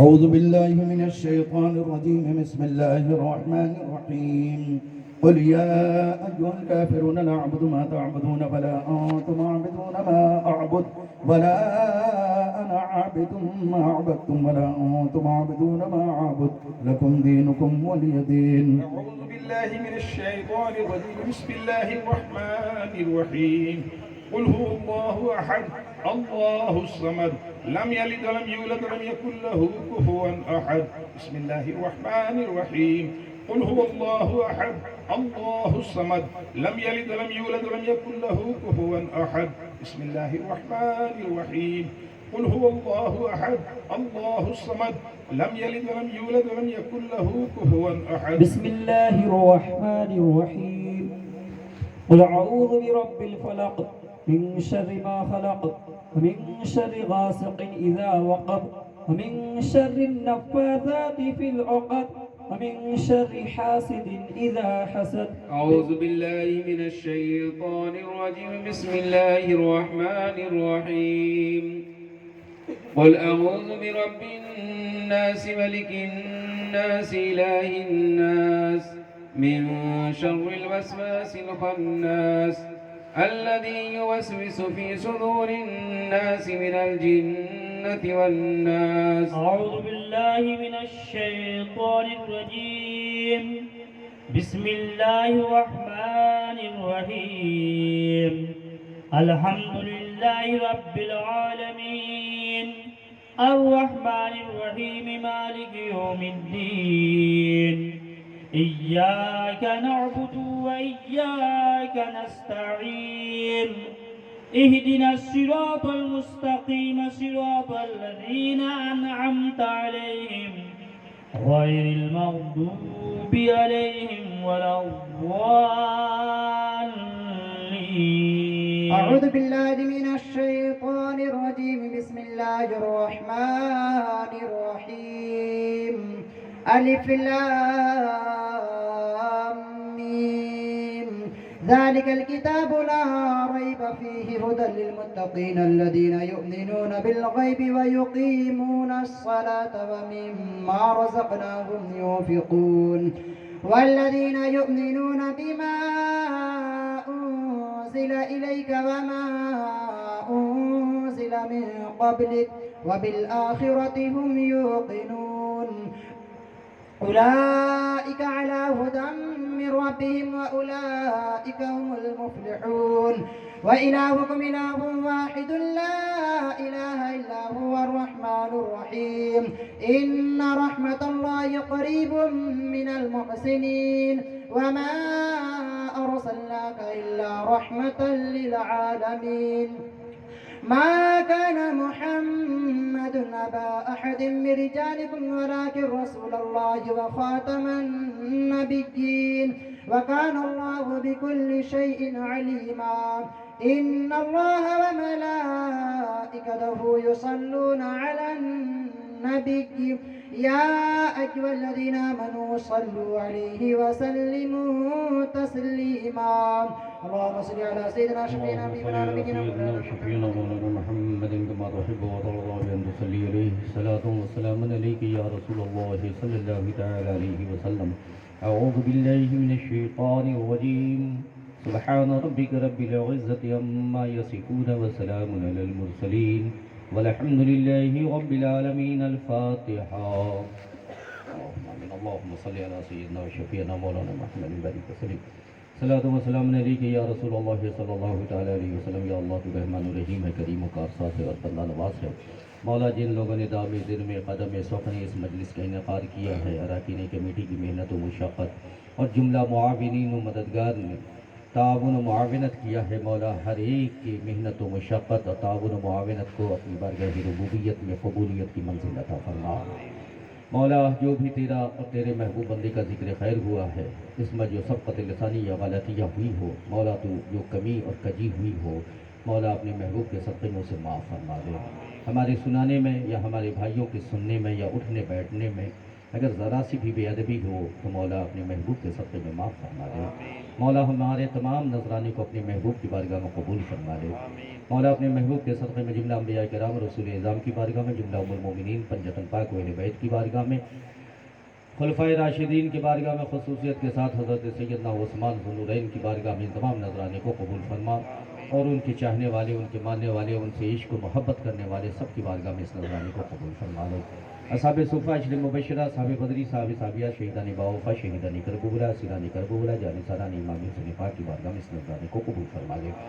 مولا جملہ تابع تابعین، تبع تابعین، ائمہ دین، مجتہدین، بزرگان دین کی بارگاہ میں، خاص امام اعظم ابو حنیفہ، امام شافعی، امام حنبل، امام مالک کی بارگاہ میں اس نذرانے کو قبول فرما لے. اور خصوصیت کے ساتھ غوث اعظم پیران پیر دستگیر سیدنا جدنا شیخ محی الدین عبدالقادر جیلانی رضی اللہ تعالیٰ عنہ کی بارگاہ میں ہوں. آپ کے والدین کریمین، نانا جان، جملہ اساتذہ، مشائخ کرام، ازواج و اولاد اور مرید و خلفاء کی بارگاہ میں تمام نذرانے کو قبول فرما لیں. خواجہ خواجہ عطائے رسول ہند الولی، خواجہ معین الدین چشتی اجمیری حسن سنجری، خواجہ قطب بابا فرید الدین گنج شکر محبوب الہی اخی پاک مخدوم العالم کی بارگاہ میں نذرانے کو قبول فرما. حضور میر مخدوم سلطان سید وحد الدین اشرف جہانگیر سمنانی، نور بخش سامانی، حاجی الحمین، اولاد عبدالرزاق نورالدین دیوان صاحب کی جملہ اولاد عطار، خواجہ شہباز بلند پرواز، ہم شبیہ غوث اعظم سرکار سیدنا علی حسین اشرفی میاں تاج الاصفیاء پیر مصطفیٰ اشرف وائز اللہ ثانی عالم ربانی، سید احمد اشرف حضور علی رسول مار حروی رحمۃ اللہ علیہ، علامہ نقی علی خان رحمۃ اللہ علیہ، امام عشق و محبت مجدد دین و ملت سرکار امام احمد رضا محدث بریلوی اور علامہ حسن رضا خان رحمۃ اللہ علیہ کی بارگاہ میں اس نذرانے کو قبول فرما، اور خصوصیت کے ساتھ آپ کی والد مائدہ کی بارگاہ میں اس نذرانے کو قبول فرما لے.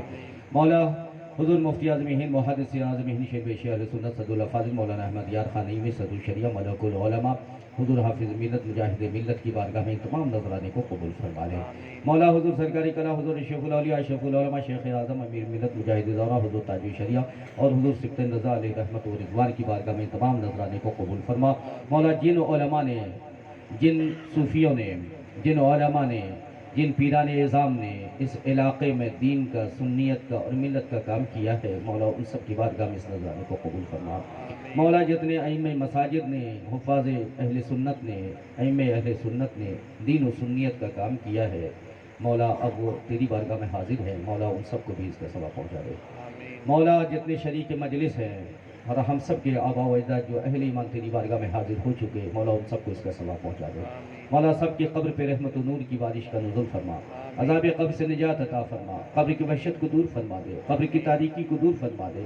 مولا قبر میں بے پناہ کشادگی عطا فرما، قبر میں بے پناہ کشادگی عطا فرما، قبر میں بے پناہ کشادگی عطا فرما۔ مولا اس مجلس کی انعقاد میں جس نے سب سے پہلا رول ادا کیا ہے، مولا خاص اس کو بھی اس کا ثواب پہنچا دے۔ مولا جو لوگ اس میں شریک ہوتے آئے ہیں، جب سے شروع ہوا تب سے لے کر کے اب تک جتنے لوگ شریک ہوئے، اس میں جو لوگ تیری بارگاہ میں حاضر ہو چکے، مولا ان سب کو بھی اس کا ثواب پہنچا دے۔ مولا ہم سب پہ اپنا کرم فرما دے، اپنی رحمتوں کا نزول فرما دے، ہماری پیشانیوں میں سجدوں کی تڑپ دے دے، ہماری پیشانیوں کو سجدوں کی لذت سے آشنا فرما دے۔ مولا ہمارے قلب کی سیاہی کو، دل کی قدورت کو، بغض و عداوت کو، حرص و حوث کو، تصنع بناوٹ اور دکھاوے کو دور فرما دے، ہمارے دل میں خلوص للہیت عطا فرما۔ مولا ہمارے سینے سے کینے کو مٹا دے، ہمارے سینے کو عشق مصطفیٰ کا مدینہ بنا دے۔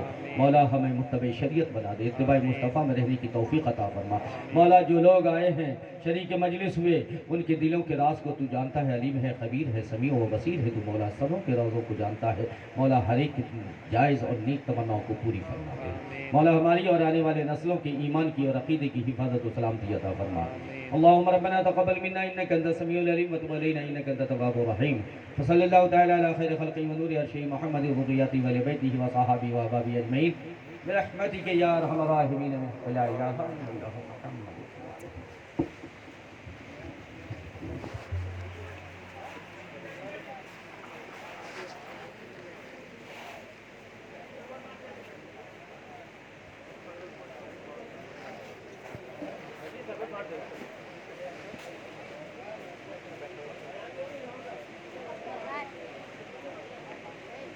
آپ حضرات اپنے اپنی جگہ پر بیٹھے رہیں، تبرکات آ رہے ہیں، شیرینیاں آ رہے ہیں، شربت، سبھی حضرات اپنی جگہ بیٹھے رہیں۔